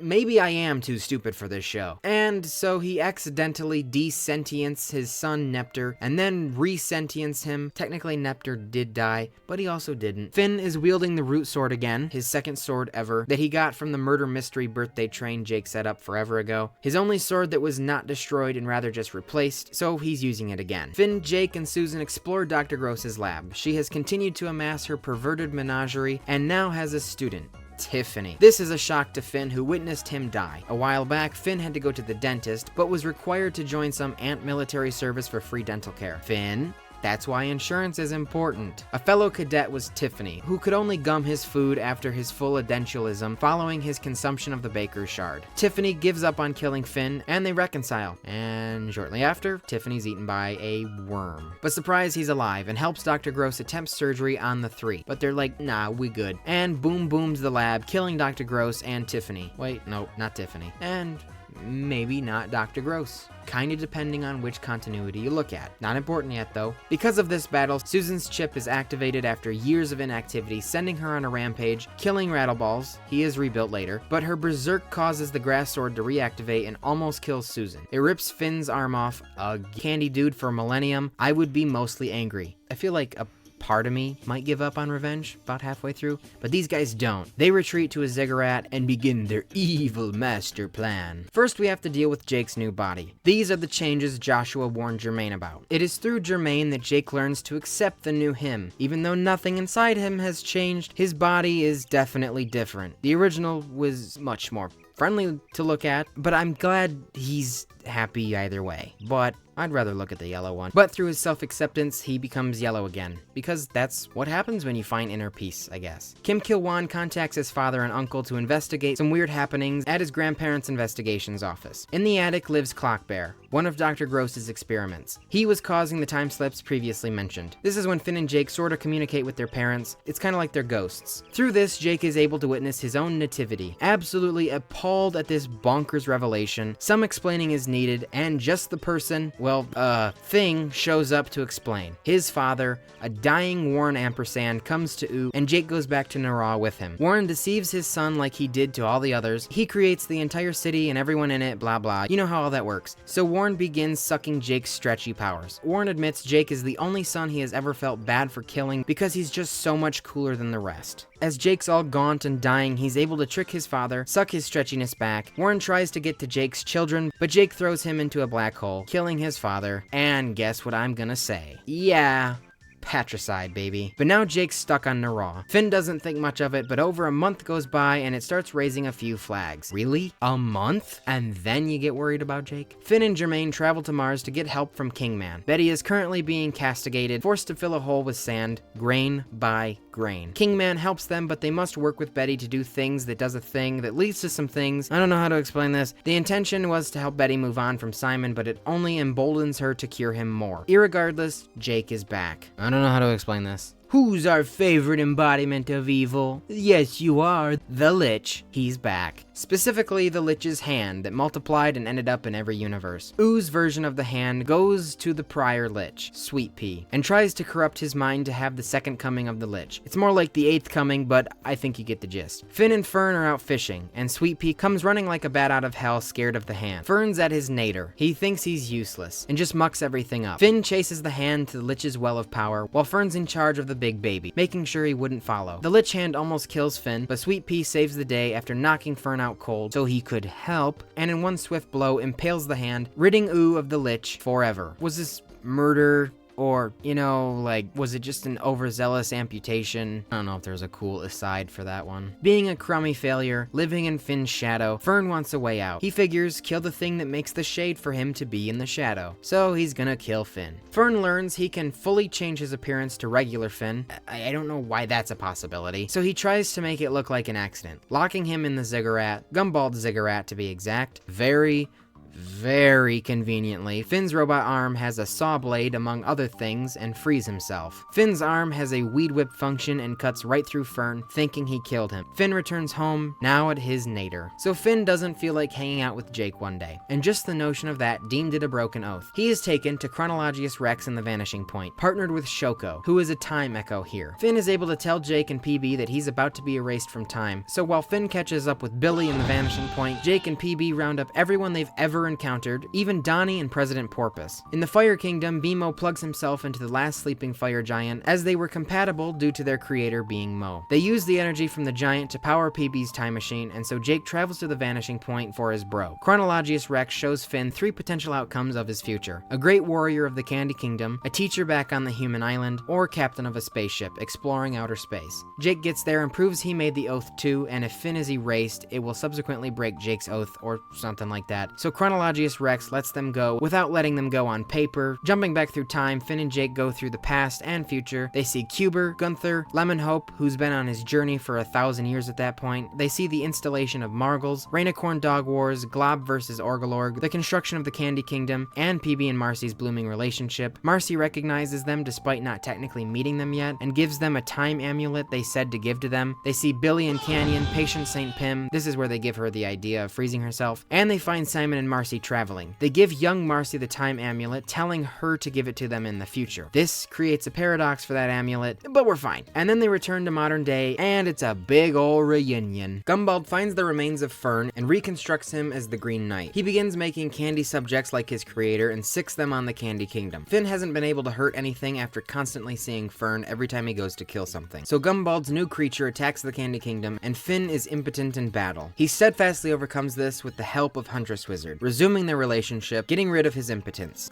PB recognizes certain goblets from way back when and realizes they're missing Candy Kingdom residents, deciphering that her kin is back. Gumbald, Lolly, Chiclay, and Fern crash Finn's birthday party and give a warning to the kingdom, one that they should heed. Gumbald and Chiclay plot out a massive psyop for the Candy Kingdom residents. They get their hands on the Enchiridion and take the Ice King's crown. They flood Ooo, melting the Ice Kingdom and extinguishing the Fire Kingdom. The thought behind it is that PB is the only one capable of the technology of doing this, hoping that Candy people assume it's a failed experiment, but no one does, and it blows up in their face. Gumbald and gang are imprisoned in the Candy Kingdom, but Fern frees them, like really easily. Finn and Jake pull the drain plug of Ooo, which somehow exists, and defloods it. Now this happened in a video game, and it's a little iffy if it actually occurred or not. If Gumball was captured, I think he would have been put in a more secure chamber than the one he was in, and definitely wouldn't have escaped that easily. So err on the side of caution with this side story. Either way, war preparations have begun, and Finn is swordless, and instead of pulling his root sword back out, Pet Butt manufactures a new one for him. But as the cherry on top, it needs a little bedazzling. So Pet Butt summons good old Hunson Abadir, who willingly enchants it, christening it the Night Sword. He wants to see Marcy, so they let him like he's on parole, and he becomes an audience member in her concert. He's extremely proud of his daughter, and Chiclay uses this. This is an attempt to get at Marceline, and through the domino effect, to get PB. But they make it out mostly unbruised, but Hunson has to go back home. He can't stay for obvious soul-sucking reasons. Gumbald has created Gumbaldia, his own kingdom, which holds its own massive army. He creates a colossus called the Cake, and assembles the Legion of Candy Kingdom haters. Tons of past enemies, including creepy heart guy Ricardio, the Hitman Scorcher, Peacemaster, the guy that wanted to originally protect PB, Ash, and tons more I did not mention throughout this video. Ice King is there too, but he has no clue what he's doing ever. Finn and Jake sneak into Gumbaldia for peace talks. Gumbald puts on a big front and falsely accepts a truce, and then splashing them with celebratory juice. This is Gumbald's original creation, Dum Dum Juice, hoping it manages to get on PB upon their return. Some gets on Chiclay and he hides before turning back into Crunchy. When they return, PB figures it out, but it touches Pet Butt, regressing him to a baby. This initiates the war. Many others beyond Finn and Jake have joined the effort. Marceline, Lady, LSP, both Flame Princess and Slime Princess, Huntress Wizard, Lemon Grab, and the Duke of Nuts, which is such an out of left field pull. He had a story in like season 1 where he steals pudding due to an alleged pudding deficiency, but now apparently has been since forgiven. Even the ancient psychic tandem War Elephant joins the effort. In the preceding night to the fight, Finn and Jake notice Kingman, Betty, and Maja the Sky Witch floating above the battlefield performing a seance. I'm sure this won't result in anything, right? Finn is able to get Princess Bubblegum and Gumbald in the middle of the battlefield before anything happens. Jake smashes the flask of nightmare juice from the Nightmare Princess, sending Finn, Jake, PB, Gumbald, and Fern into one shared dream, also paying off that Chekhov's gun. In this dream, PB and Gumbald see each other's perspectives, and Finn and Fern work out their problems with each other, or technically with himself, I guess. Jake manages to connect everything, and they fight their demons, killing the grass curse. At the end of the dream, they unite on a beach together, and the Cosmic Owl swoops in real quick, making this prophetic. They wake up, and PB agrees on peace, and Gumbald definitely does as well, as he trips on Lolly, spilling his double-crossing Dum Dum Juice on himself, designated for PB. Now he's just punchy again. Aunt Lolly really does agree on peace though. A portal opens up in the sky, and Kingman is propelled out of it. And to quote legendary crooner Frank Sinatra, the best is yet to come. Finally, the embodiment of chaos, Golb, shortly follows Kingman. Betty's plan is to somehow control Golb's power to remove the crown's curse on Simon. Golb is able to reduce things to its essential form, making it so the crown's wish wasn't used yet. Now, the war happens. Golb turns Gumbald's warriors into one horrific freak, and all other soldiers abandoned and or are discharged from the fight, leaving only our main characters and the Gumball Guardians. Wait, no, one's dead, and the other one gets possessed by Golb. It looks like PB is killed, so Marceline goes berserk with her powers. PB didn't die, and they smooch, along with Lemon Grab and LSP, which, whatever. Kingman flies Finn and Ice King up to Betty, who's still attached to Maja, performing whatever kind of spell this is. Ice King is encouraged to talk her out of it, but I don't know how many times we've been through this, but does no one know Ice King cannot physically remember her? This makes Betty angry, supercharging Maja, awakening her from her long coma, and then quickly overloading her body with magic, blowing her up, killing her, blasting Ice King and Betty inside of Golb. Man, I thought Maja's story would lead to something just a tad cooler, but explosion. You win some, you lose some. Finn jumps to save Ice King, losing his robo-arm in the process. Inside Golb's boxy stomach, they are reduced to their essential forms. Ice King becomes Simon again, and Betty likewise becomes sane. The crown reverts as well, allowing for a new wish. But they're about to die, so Simon and Betty say their goodbyes. The horrific Golb-created creatures defeat most of the good guys, and furthers the destruction outside the Candy Kingdom, obliterating the treehouse and cracking Beemo's screen. Jake curls up into the fetal position and Beemo sings to him, which begins hurting the weird crazy monster. PB instructs all of Ooo to begin singing, making them vulnerable due to the harmonization. This rips a hole in Golb, allowing Finn and Simon to escape, but Betty stays to make a new wish on the ice crown. She tries to remove Golb from this dimension, but after the first few attempts fail, because wish magic doesn't work on Golb, her wish is to protect Simon at all costs. This fuses Betty with Golb, becoming Golbetti, and she peacefully leaves Ooo. The crown pops out of the fleeting portal, and Gunther gets his flippers on it. He wishes to become the Ice King, just like Gunther did before him, making the Ice Crown again, and Gunther becomes the Ice Thing. Since they killed the grass curse in the dream, which became prophetic, I guess, actually, technically a croak dream now, Fern begins to die. He Mr. Starks the way out of there, leaving behind his seed in Finn's hand. Nah, I'm not gonna make the joke. This is an emotional moment. The seed is planted into the new treehouse, bearing the Finn sword. Once again, the treehouse is made of Finn corpse, just as Shoko before. Things repeat themselves in Adventure Time. Following the battle, there is prosperity for everybody. The humans finally decide to move to Ooo, creating Upton, a floating city mostly resembling regular cities of yesteryear. PB takes a laissez-faire approach to ruling, leaving the kingdom mostly behind, and moves in with Marcy. The Ice Thing and Turtle Princess get married. I don't judge. Well, I do, very much so, but not necessarily here.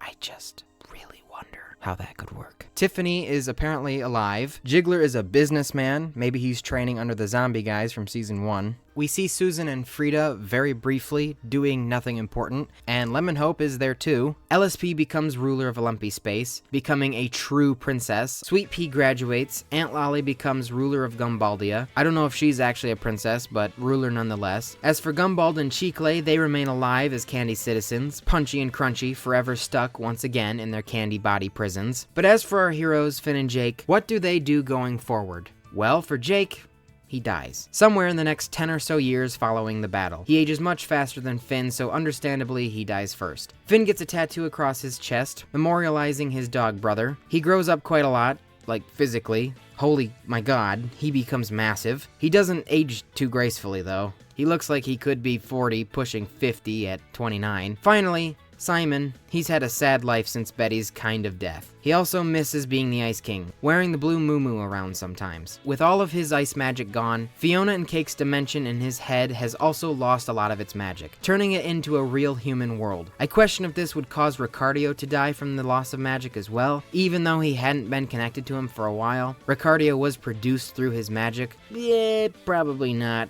He's been independent from the Ice King. Molto Larvo has been reawakened in the Glass Kingdom by a child named Glass Boy. He journeys to get Marceline to force it back into its cave. On his way, he bumps into Choose Goose, carting a massive cargo of illegal moisturizer en route to Wizard City. Glass Boy finds Marcy, and with PB tagging along, the three go back to the Glass Kingdom to assist See-Through Princess and her kingdom. Mirroring their situation from many years ago, PB and Marceline begin to strain their relationship, mostly over control issues or whatever it is now. Marceline goes to the bunker her mother sent her to shortly before she died to now find new lyric material. Inside, she finds a recorded message from her mother from a millennium ago. The fire spawns of Molto Larvo destroy the Abdir Axe. Why would they do that? Marceline heads back with a new frame of mind, but the glass people do some twisty-turny of some knobs on PB's machine, collapsing the cave on the beast, PB, and Marceline. Marceline sings one last love song to PB, which subsequently kills Molto Larvo, freeing a trapped innocent thing that was corrupted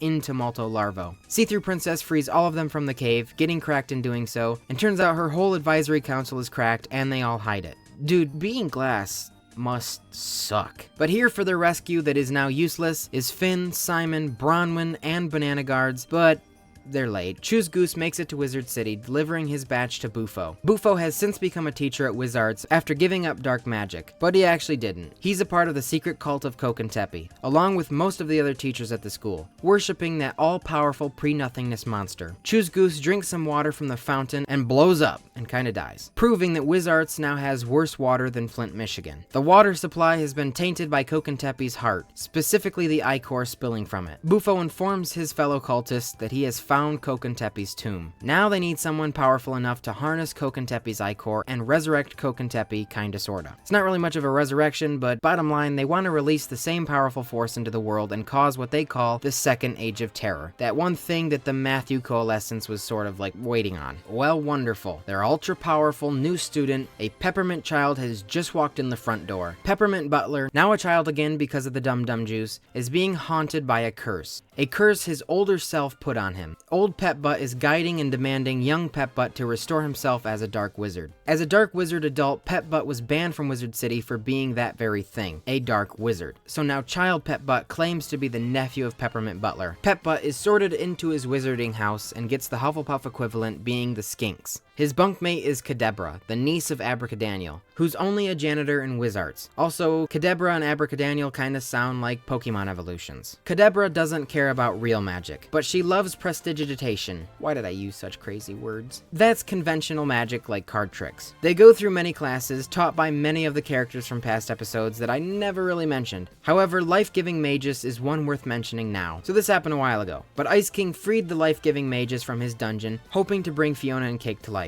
Life-Giving Magus subsequently gave life to Finn's Hat, who would later rampage through the Candy Kingdom. Finn's Hat became known as Little Dude and went on to live with the Magus. Ice King befriends Life-Giving Magus, and along with Abracadaniel, a guy named Ron James, who is a potions master. Ron James is also probably the name of some local post office worker, or maybe one of you guys watching is Ron James. Also, maybe there's one of you guys watching that is named Ron James that also works at the post office. The water nymphs, who live in the pond outside Finn and Jake's treehouse, and along with a few others, formed a secret society together. Doesn't really amount to anything, but these characters were kinda cool. And now they're all basically in Wizard City. Little Dude is also in Wizard City, but the assistant to another teacher there. The cult first picks out Spader, one of the cool, powerful kids. They pick him to be the vessel for Kokentepe, but he dies because he wasn't powerful enough. Pep-Butt, looking like the perp, investigates Bufo and finds him dead as well. No, not really. Just the frog body was all dilapidated and flattened like a balloon. The tadpoles that is really Bufo are in hiding. Pep-Butt is caught with evidence gleaned from a scrapbook that he is the dark wizard Peppermint Butler, and it looks like he's committed 2 murders on campus. Dr. Caledonius, a charming teacher that gains the trust of Pep, is actually the leader of the cult and takes him to the tomb. The cult reveals themselves to the new eminent vessel. Kadabra's there too, captured by the cult. Pep drinks the ichor and becomes insanely powerful, but power he's unable to really control. He becomes Peppermint Tepe, and he kills the entire cult and frees Kadabra, but he is about to kill her too. She somehow snaps Pep out of it, and he's able to regulate the immense power, returning to his regular form. I mean, I'll let it slide because everything else was pretty fun about this special, but like,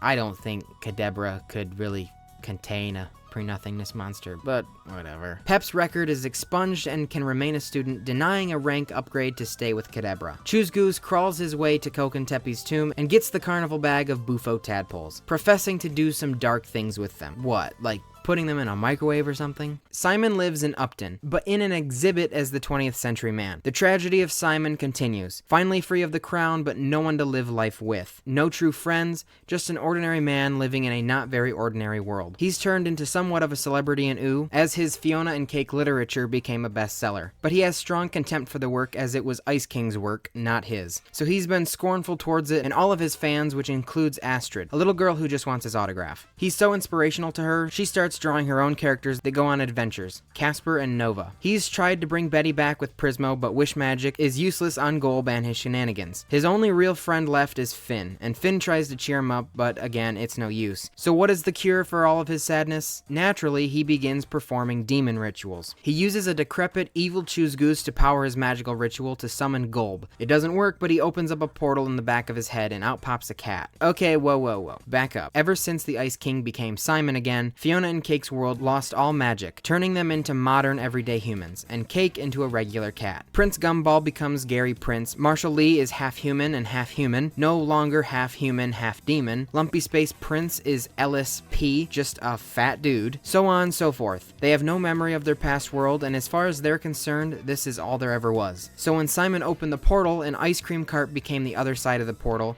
and a feverish Cake jumped in to cool down, bringing her to Ooo. When she first gets there, she meets a squirrel who encountered Finn long ago. In their world, Fiona begins looking for her cat that just disappeared out of thin air, so she looks around until she found a different portal herself when Simon tried to summon Golb once more. Because of Cake entering Ooo, Scarab, the cosmic auditor, gets notified of a crossover. Prismo quickly zaps Fiona, Cake, and Simon to the time room. He alters Fiona and Cake, turning them into their magic versions, and explains he's their creator. Scarab comes a-knockin', so using Prismo's interdimensional remote, the three escape to another dimension, and now Prismo is forced to face Scarab. He is broken down into a little cube and now is useless. Scarab takes over the time room, using its surveillance to catch the outlaws. The trio traveled to the farm world dimension. Simon makes the unfortunate realization that the only way to restore Fiona and Cake's world is to re-become Ice King, which would cause Betty to die in vain. Only sorta, she did save Ooo, but the part about saving Simon, yeah, that would be in vain. Either way, they explore the farm world for its crown. They meet farm world Finn, who was once Ice Finn, and he has a whole family. He has 5 kids, 2 are named Jay and Bonnie, sharing the name with Finn's Pillow World children. Jay has fallen in love with little Destiny, daughter to Destiny of the Destiny Gang. He found one of the crown's gem in a crater and gives it to her, causing her to become sick, unknowing of the effects. The crater he found it in was caused from the mutagenic bomb once Prismo re-edited the timeline to put it on Simon's corpse. They get the gem and use it to program the remote to locate dimensions with crowns. So as Scarab gets there, they yeet out. Scarab also maybe killed Farm World Finn. It's not confirmed, but that looked a bit more than a flesh wound. They land in an Ooo where Ice King and PB's roles are reversed. It's the Winter King in this world, and he immensely helps them. He freezes Scarab in his ice utopia, but is captured by the Candy Queen, along with Simon. Upon rescue, Fiona, for some reason, deprives his crown of the magic, disintegrating the Winter King, removing the curse he malevolently put on the Candy Queen, turning her back into PB, and reverting her awful mutant candy people. The Winter King is worse than the Ice King. Ice King couldn't help it, but the Winter King deliberately cursed PB, passing off the crown's madness onto her. The lack of heart could be attributed to the Winter King Simon to not having a Marceline in his current life, resorting to a mere ice Marceline. I think he still went through the apocalypse with her,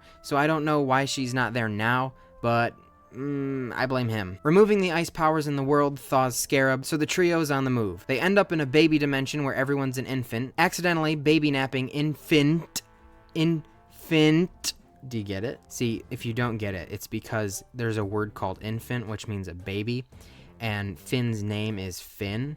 So you could replace the Fint in infant with Finn. See, I just wanted to make sure you got it. Okay, good. Oh, brother, this guy stinks! Next dimension is ruled by the Vampire King. Yay, he's back. Simon was killed by vampires in this world, never becoming the Ice King, so the Vampire King has the crown. With its power, he covered the sky in clouds, proliferating the vampire species, allowing them to thrive without the sun present. He also adopted Marceline because Simon wasn't there to do that. So her name is the Star. A small resistance exists, led by PB, the Star's nemesis, a pet butt tank, Martin Mertens, who's benevolent in this universe. He never had Finn in this dimension, which is a correlation, not causation. And finally, a human huntress wizard. Fiona, Cake, Simon, and baby Finn join their cause. Things do not go well here. The Star kills Martin. Vampire King kills Huntress, not wizard. PB and the Star kill each other, ironically holding each other as they fall, and using their last dimension jump, the trio escape, chaotically leaving baby Finn in the pep tank. Poor baby.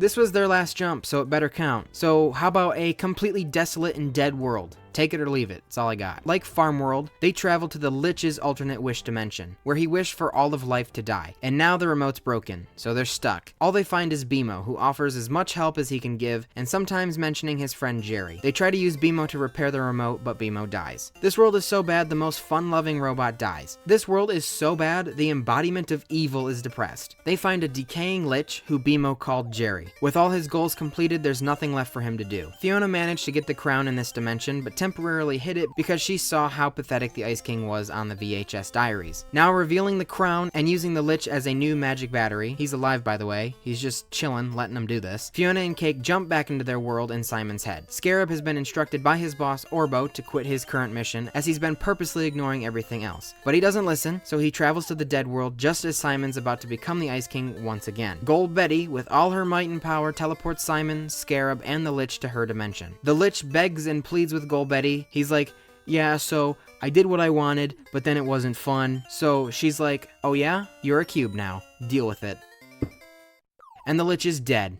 I think. Maybe. Perhaptually. She discombobulates Scarab into a bunch of little beetles, and she removes Simon's mind from his body and puts it into another body. The small Scarab bugs are able to crawl into Simon's head, entering the Fiona and Cake world to finish the job. So now Fiona and Cake are back in their world, they're magical and the world isn't. They're expecting any minute now Simon will don the crown again. Gary and Marshall are now dating after this big thing with Marshall's mother, Hannah Abadir, and admitting she's not a great person, it's just Marceline's story reversed. Fiona and Cake explain everything that's going on to Gary and Marshall, and reasonably, when you're told your entire world is in someone's head, you think they're nuts. But they believe her. Also because Cake, is speaking. And eventually they all work together to fight the Scarab bugs coming through. The bugs are able to amalgamate back into Scarab, and he begins ripping their world apart, literally. Simon's mind gets transferred to a little guy named Shermie, who won't be born for roughly 1,000 years from this point. Simon is returned back to his body, and after some introspection and reading a book called Casper and Nova, he coughs up Fiona's world in dandelion form. Through the head portal, Simon gives Fiona her own world, her tangible world, which I think might be a paradox, not sure. It's like that one episode of Futurama. If you know, you know, I'm not explaining that. Fiona uses the dandelion to wish for her world to be real, making it canon and part of the multiverse. And now they aren't illegal, so Scarab's job goes kaput. However, this didn't return her world to the magical one it once was, and she did that intentionally to not erase the current lives of everyone, like Gary and Marshall's relationship. Even though the way their world works probably still would have ended up together because PB and Marcy always do across the multiverse. I think. Maybe.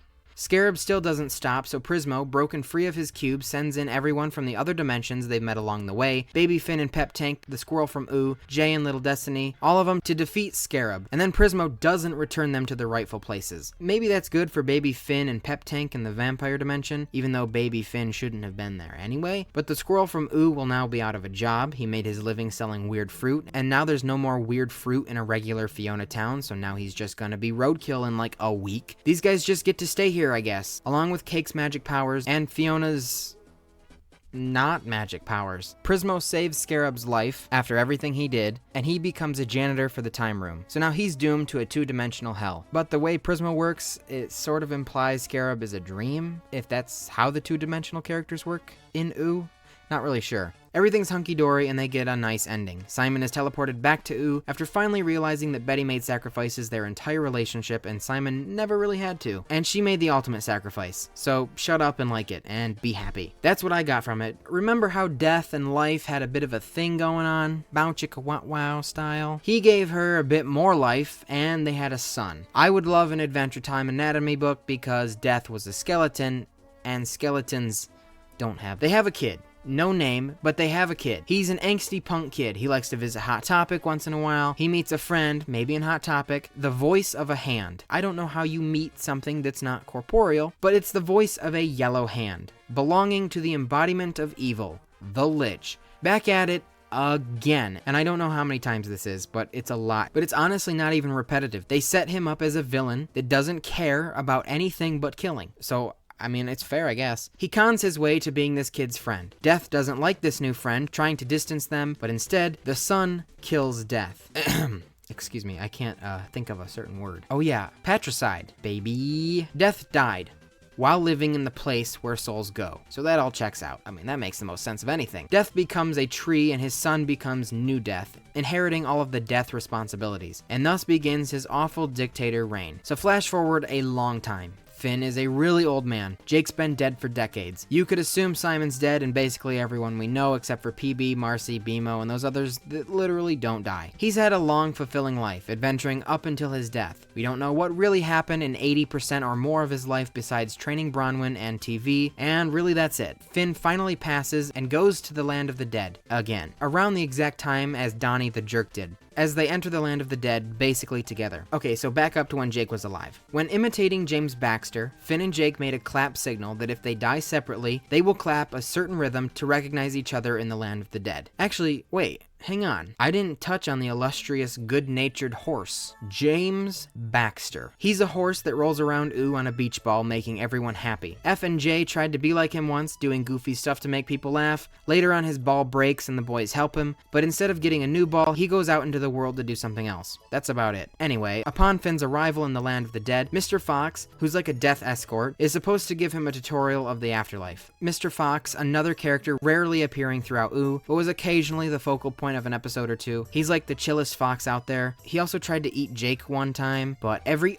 other time he was chill. He also fell in love with a duck named Bubafina. That was a whole thing as well. She's also dead and is a boat now. Instead of going to his dead world, Finn wants to meet New Death to be reunited with Jake. New Death isn't really accepting calls though, but Finn pushes his way through until reuniting with Tiffany, now an angel, having the duty of being Death's goons. Tiffany reveals Jake is in the 50th Dead World. It is Nirvana, the most harmonic and enlightened of the Dead Worlds, and New Death covets it, unable to reach it, which I don't know why he should have access to everything, but whatever. They allow Finn to begin his journey, hoping to follow him, destroying the Dead Worlds as they go, because he's being influenced by the Lich, the guy that wants everything to die. He wants to kill dead people. Okay, we're getting a little far-fetched there, bud. If alive people go to a dead world when they die, then dead people must go to another dead world.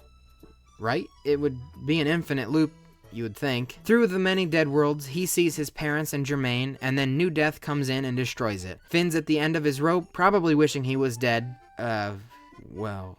Again. And bam! Jake appears from the 50th Dead World. He doesn't know that he's Jake and doesn't know who Finn is, because once you're in the 50th, you don't need that anymore. But Finn quickly snaps him too.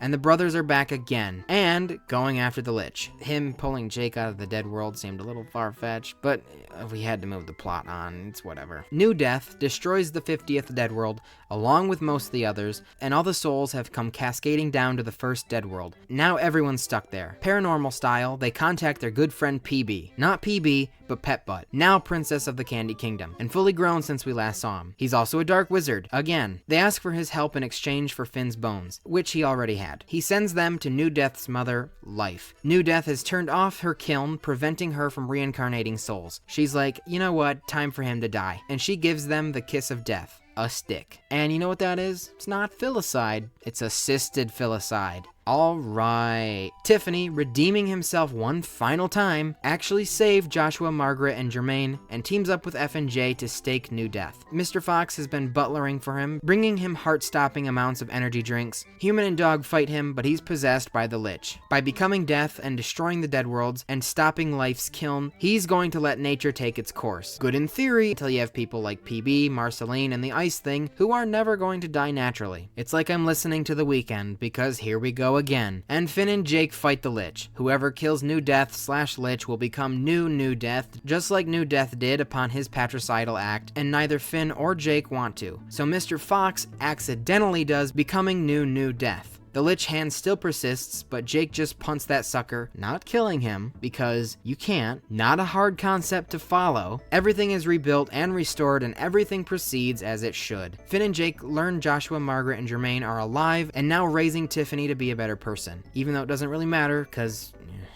he's dead. Finn and Jake choose to be reincarnated, thus continuing their adventures forever. However, since Catalyst comets can't actually die, I don't think Finn should have entered the Land of the Dead to begin with, but rather should have went straight to life. But ignore that. A millennium has passed and everyone we knew is dead, besides very few. It's unknown if PB and Marcy are alive. The Candy Kingdom, now even more massive is fully abandoned, and the great prize ball guardian roams and meanders around. It's an even bigger gumball guardian, and inside are those little prizes from the quarter machines. But instead of toys, candy people live in the capsules. The Ice Thing still rules the Ice Kingdom, but is like a giant beard bird thing. The Lich is still alive, well, I mean, Sweet Pea is, at least, now a warrior, brandishing Finn's nightsword. Lemon Hope is alive and returns to the earldom like he pledged, but it's abandoned. He sleeps in his perfectly pristine room. Choose Goose is still long dead, but now there's Pawn Swan. Patient St. Pim is still frozen, and the King of Ooo is still alive.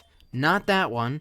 The new one. Bimo has become the King of Ooo. It might just be an honorary term. He lives atop a mountain. Two new characters go to see him, Shermie and Beth. Like all visitors, Bimo sits them down in his house filled with knickknacks from throughout the show, and he tells them various stories of old. They found Finn's old robo-arm he lost to Golb's chompers, and Bimo tells them of the Great Gum War. After this, they climb the tree Fern grew into, they unsheath the Finn sword from the branch, and now own it, right? Finders keepers. Beth is a descendant of the dog rainicorn shapeshifter species Jake and Lady started. Their mixed breed now dominates Ooo due to their rapid aging and reproduction rate. They built the Pup Kingdom, and following that was major scientific and space advancements. Charlie's son, so Jake's grandson, Gibbon, rules the kingdom. And not so nicely. He supposedly once had a power called Pee-Pee, but it was somehow stolen. Poor Gibbon's Pee-Pee was taken from him. He is still alive 1,000 years later because he took one of the gems from Evergreen's crown and replaced his own eye with it. Apparently, Gibbon also learned to take powers from other pups. Beth was once Princess Bettany Burrito Jackson IV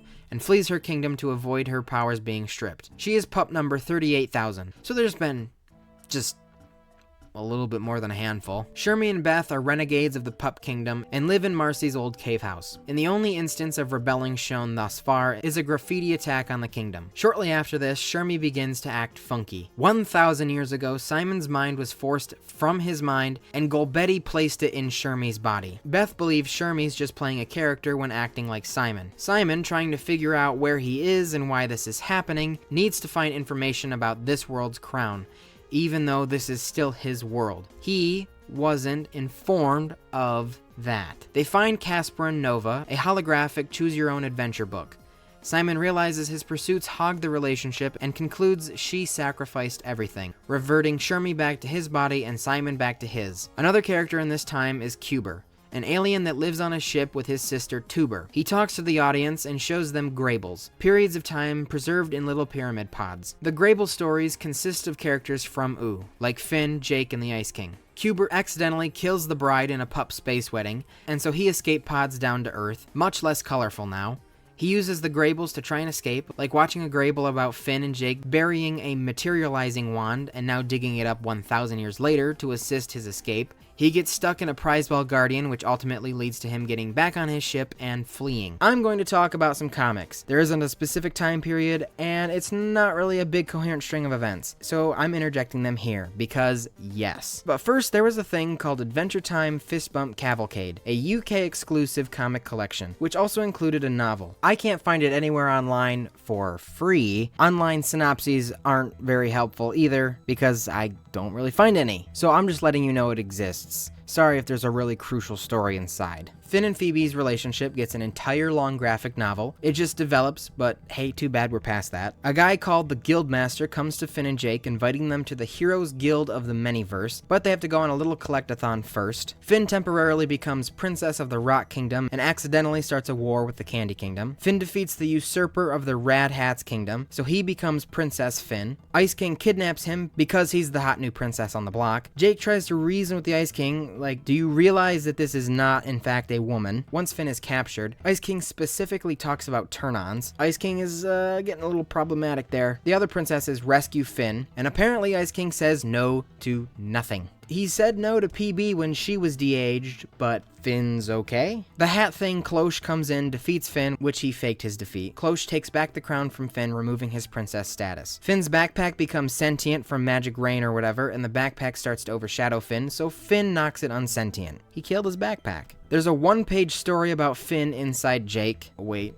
That wasn't even on purpose. He checks to see what Jake was eating. Finn fights a diamond monster, but not physically, by seeing who can stay awake the longest. Finn and Canyon go to an ancestral spring. There is no context here. It's very confusing. Finn and Jake offend the easily angered mean glob monsters. They awaken the supreme lord of Yuck. They go back to the Goblin Kingdom, but only to watch a thumb wrestling competition. They fight Ninja Pete and Master Foot Power, but power's abbreviated. I don't understand. They also deal with some imposter monsters that tarnish their good names. Let me just show you how stupid some of these side quests are. Finn and Jake are in a desert looking for a sword. They ask an armadillo for directions to the sword, but Jake questions how honest it was. So when they get to this guy, they get his sword, believed to be the one they were looking for, but nope, it was plastic. The armadillo maybe lied, end of story. There's no conclusion. There's no even like big joke. I read through over 100 of these. Biggest waste of like 5 hours. They find a portal kind of thing to like a higher existence or a different plane. Beats me what it is, but we see Pendleton Ward, the creator of the show, animating them. It gets kind of weird like that, and I don't think I'm qualified to explain. I don't actually really think it's as deep as like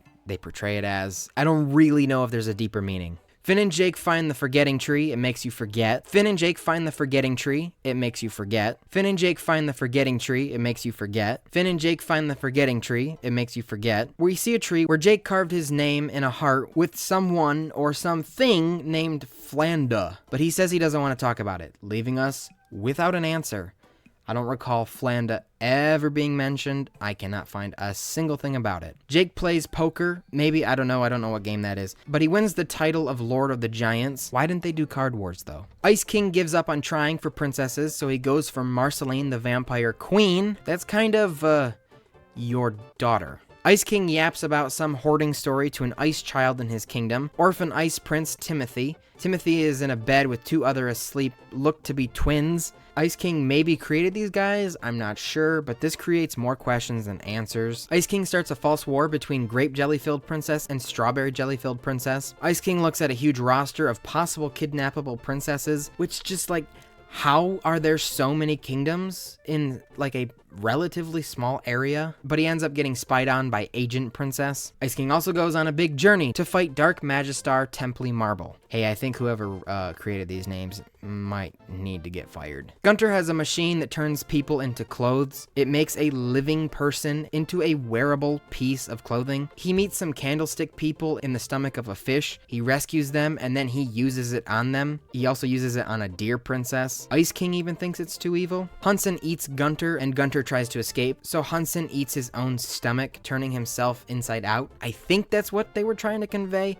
I don't know. PB has tons of treasure stolen from Yo-Ho Yahar pirates. So Marcy and BMO pirate back them doubloons. PB has a scientific rival, Dr. Broccoli. I only wanted to mention him because I've mentioned a lot of Broccoli characters in other videos, so add this one to the list. PB has cavities, somehow. Didn't know that was possible. She eats candy though. I feel like that should be just a little problematic. PB briefly joined Marcy's band, the Scream Queens. Marcy joins a motorcycle gang. All of her unfinished songs become ghosts. Not ghosts of people, but they're music ghosts. She also accidentally leaves the Abadir axe in the Nightosphere and she has to retrieve it, forced to face her father again. LSP, Embryo Princess, Breakfast Princess, Muscle Princess, Turtle Princess, and Skeleton Princess have a long adventure together. Man, if only it was super interesting to talk about. I guess it's too bad. They grant Hot Dog Princess any wish she wants for her birthday, and she wants Bun back. I guess her Bun that died. So Pet Butt takes her to death and exchanges his candy layers for Bun's life. Excited to be whole again, she forgets how much of a big jerk he was, and so now she feels bad that Pet Butt is only a skeleton, but he reassures her that it will grow back. Excuse me? I didn't that you read wrong. Candy people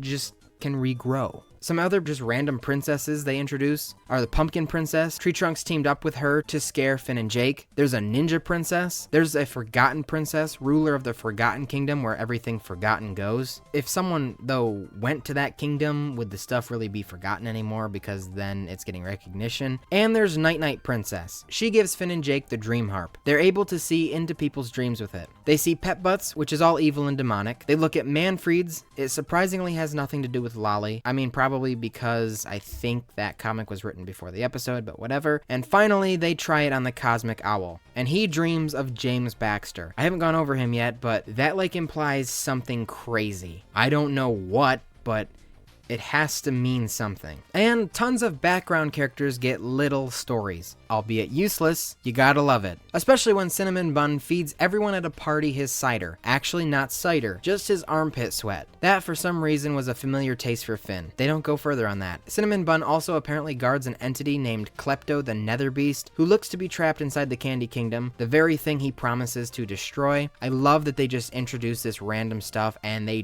don't go further with it. Party God gets a little spotlight, not much at all actually, but he needs help burning a CD. How does he use a mouse? The tree witch that tried to reverse eat Jake gets a main role in the election rematch in Candy Kingdom. I don't really know how canon that story is, so caution is what side you should err on. LSP and Tree Trunks go on a very long treasure hunt in the Badlands. Party Pat has a whole story about how he makes an awesome dip. Susan Strong meets Billy and he teaches her the true meaning of bravery after she punched him in the face. It's also revealed Billy is friends with the ancient psychic tandem War Elephant. It's shown that this Billy and Elephant adventure is in a storybook that Joshua is reading to baby Finn and Jake. So this could explain why Finn and Jake know of the elephant's existence in the first place. Lemon Grab 1 and 2 have a nice beach day. Never mind, that's not important. Turns out Starchy's mustache is sentient and leaves his face. The art style is creepy, worse than Ricardio, I'd say. It's cool, but I didn't really need to have an image of stashless Starchy. There's all kinds of kingdoms introduced. One that's pretty cool is the Grocery Kingdom. There's this little goober named Chef, spelled S-H-E-F-F. He listens to Finn and Jake inside the treehouse, thinking it's actually just the treehouse speaking to him. Finn and Jake talk about the nastiest foods possible, and Chef actually makes these, and people enjoy them. Yummy dog fart salad. Abracadaniel combines Finn and a candy hermit crab named Joe into Foe. The Duke of Nuts accepts Shelby into his kingdom for Shelby's art talents. A candy person and a pink, potentially candy elephant hike around, and I don't know who these guys are. It gets existential. The elephant mentions God, not Glob. I don't get it, but they aren't supposed to have God. It's supposed to be Glob. I guess that's what happens with guest writers. A legendary Ooo soothsayer comes to PB for help. There are just so many randos they get to introduce. TV journeys for the ultimate snack. It's an apple that holds the answers to the universe, quote unquote, guarded by a red ape. It's also a fruit, so TV doesn't want it. Charlie is sad the tarot cards are predicting bad stuff, so it bums her out. Jake cheers her up though. Why did I even bring that up? Sybil almost dies, but her and Banana Man make it to the pool party that's also attended by Death. Death and Sybil have a special relationship. I suppose they're good friends, and Death says Sybil always makes him laugh. He says he will always make her his +1 at pool parties. It alludes to some deeper relationship. I would have loved for that to go a little deeper. Normal Man and Tiny Manticore help Finn and Jake fight Don John. Just sort of a weird combination, but cool. Finn and Jake go missing, so Pet Butt and CB go on a big 6-issue investigation to find them. We briefly see some of Lemon Hope's journey in a Wild West town. Science Cat and Shark are abused by just about everyone in Ooo when they're just heads on the ground waiting for regeneration. Manfred, Magic Man, Forest Wizard, King Worm, Cinnamon Bun, Jake 2, Stanley the Squirrel, Butt Witch, Drop Ball Ghost, Tiffany, Meow, Tree Trunks, Lich Bear, maybe that's Breezely, Ricardio, Gunter's Cat Child, Jake and Lady, the Lich Snail, Choose Goose, Donnie, the Loveless Slug. Those poor Science Cat and Shark, they are just battered. There's a sentient magic pencil. He's incredibly freaky. Speaking of, some of the comics have hyper-realistic, unsettling drawings. Specifically, here's Billy, Lich, Finn, and Jake. Gnarly art, but to me it's sort of weird seeing them drawn like this, especially because it's not fan art. They really had some liberty with these comics. Look at Finn here, and in another one, PB and Marcy are just a little seductive. Also, a for sure non-canon thing, too wacky to not include. The Lich possesses a sandwich and hopes Finn eats it to possess him. Separate of that, Choose Goose knocks Goliad out of the mental battle with Stormo. Ricardio saddles up Goliad, and then after that, Goliad knocks into Gunter, re-exposing Orgalord, completely negating the gravity thing, mind you. For reasons that don't need to be explained, Lich definitely didn't possess a sandwich, and Orgalord wasn't resummoned. There's also a new 2025 series. Great. Yup. Jake has a cousin, Donnie. Shortly after the show's end, 2 separate comic series came out, called Season 11 and Marcy and Simon. These set up what happened after the Great Gum War, but with the addition of Distant Lands and Fiona and Cake shows, it 100% contradicts so much of the story told. But, I mean, I wouldn't be doing it justice if I didn't at least cover them. So, let's just say separate timeline maybe? A future version of Hunson Abadir hasn't seen Marceline in forever, and he wants her back in the Nightosphere. He insidiously begins destroying her memories of PB and everything else that makes her love her current home, so she will come to him. Even with her completely forgetting everything, nothing makes the Nightosphere look appetizing. Present-day Hunson realizes how awful his future actions are, so he may not do it in the future now. Instead of Upton, the island humans develop Humantown, and who comes crawling back? Dr. Gross. She survived, and clemency is granted for her past actions. Again, with the forgiving. She almost wiped them out.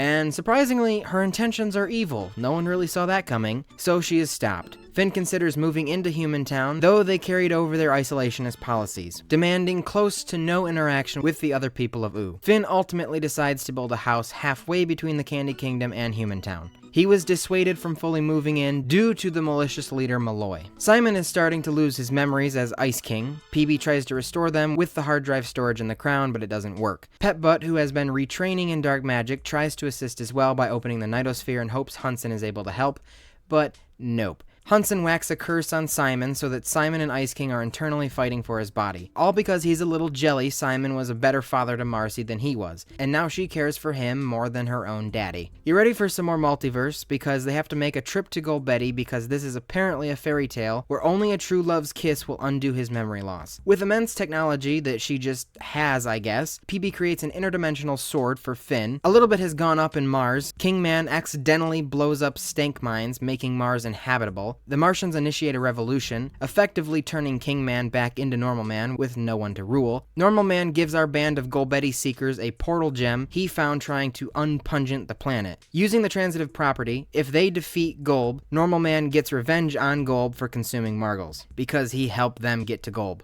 They get a key from Pillow World to use the gem. This confirms Pillow World as a separate dimension, not a dream, but only in this timeline. Maybe the other one too, I'm not going to try and figure that out. They travel to the time room and Marceline wishes for them to go to Golbetti. Adventure Time logic is thrown out of the window because wish magic doesn't work on Golb, and I think a way to get to him would count. Golbetti resides in a place called the Antiverse. The Betty part of Golbetti secluded herself here so Golb can't do anything. Simon and Golbetti kiss, but the Golb half just got kissed by a dude and he didn't like that, so he jettisons Marceline into the abyss. Pepbutt phones up Daddy Hunson, so Hunson goes to show Golb who's boss, and he really does, big time. Having power greater than Golb's apparently, because he sucks Betty from the amalgamation and then punching the deity on his back.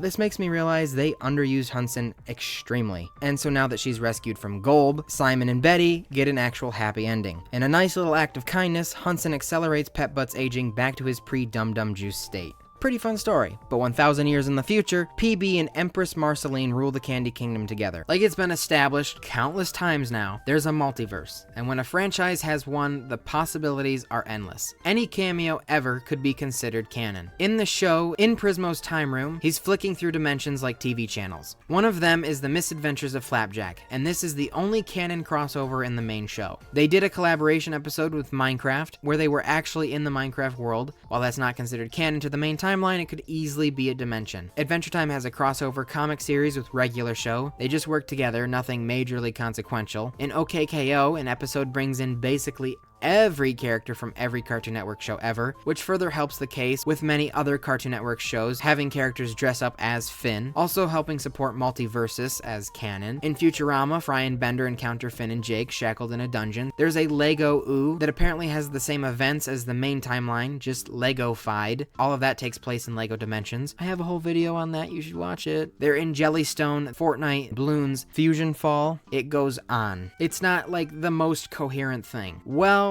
I'm done. I hope I mentioned everything. I hope this is the most comprehensive Adventure Time timeline/encyclopedia on YouTube. I don't know if it is. I didn't touch on literally every episode and every single comic, but it's close enough. One last thing I just want to mention for my own interests were the online Cartoon Network games. Those were super fun. I have fond memories of those, but I really like Jake's Tough Break, where he had to like remove his limbs to get him to a certain button. Adventure Time is super awesome. I watched it growing up and then stopped somewhere around season 5 to 6. And of all childhood shows, maybe besides SpongeBob, I look back on it as my favorite. Rewatching everything from start to finish, it truly is a superb show. The quality never drops, never. It is always constantly funny. The world building is fantastic, and the characters are the pinnacle of it all. The other two shows are equally as good. Fiona and Cake was especially great. It's great to see it serialized. I just hope this doesn't all get retconned when season 2 of Fiona and Cake comes out. The Lich and the Ice King were my two favorites in this show. I don't know if that was evident or not, but that's it. So what time is it?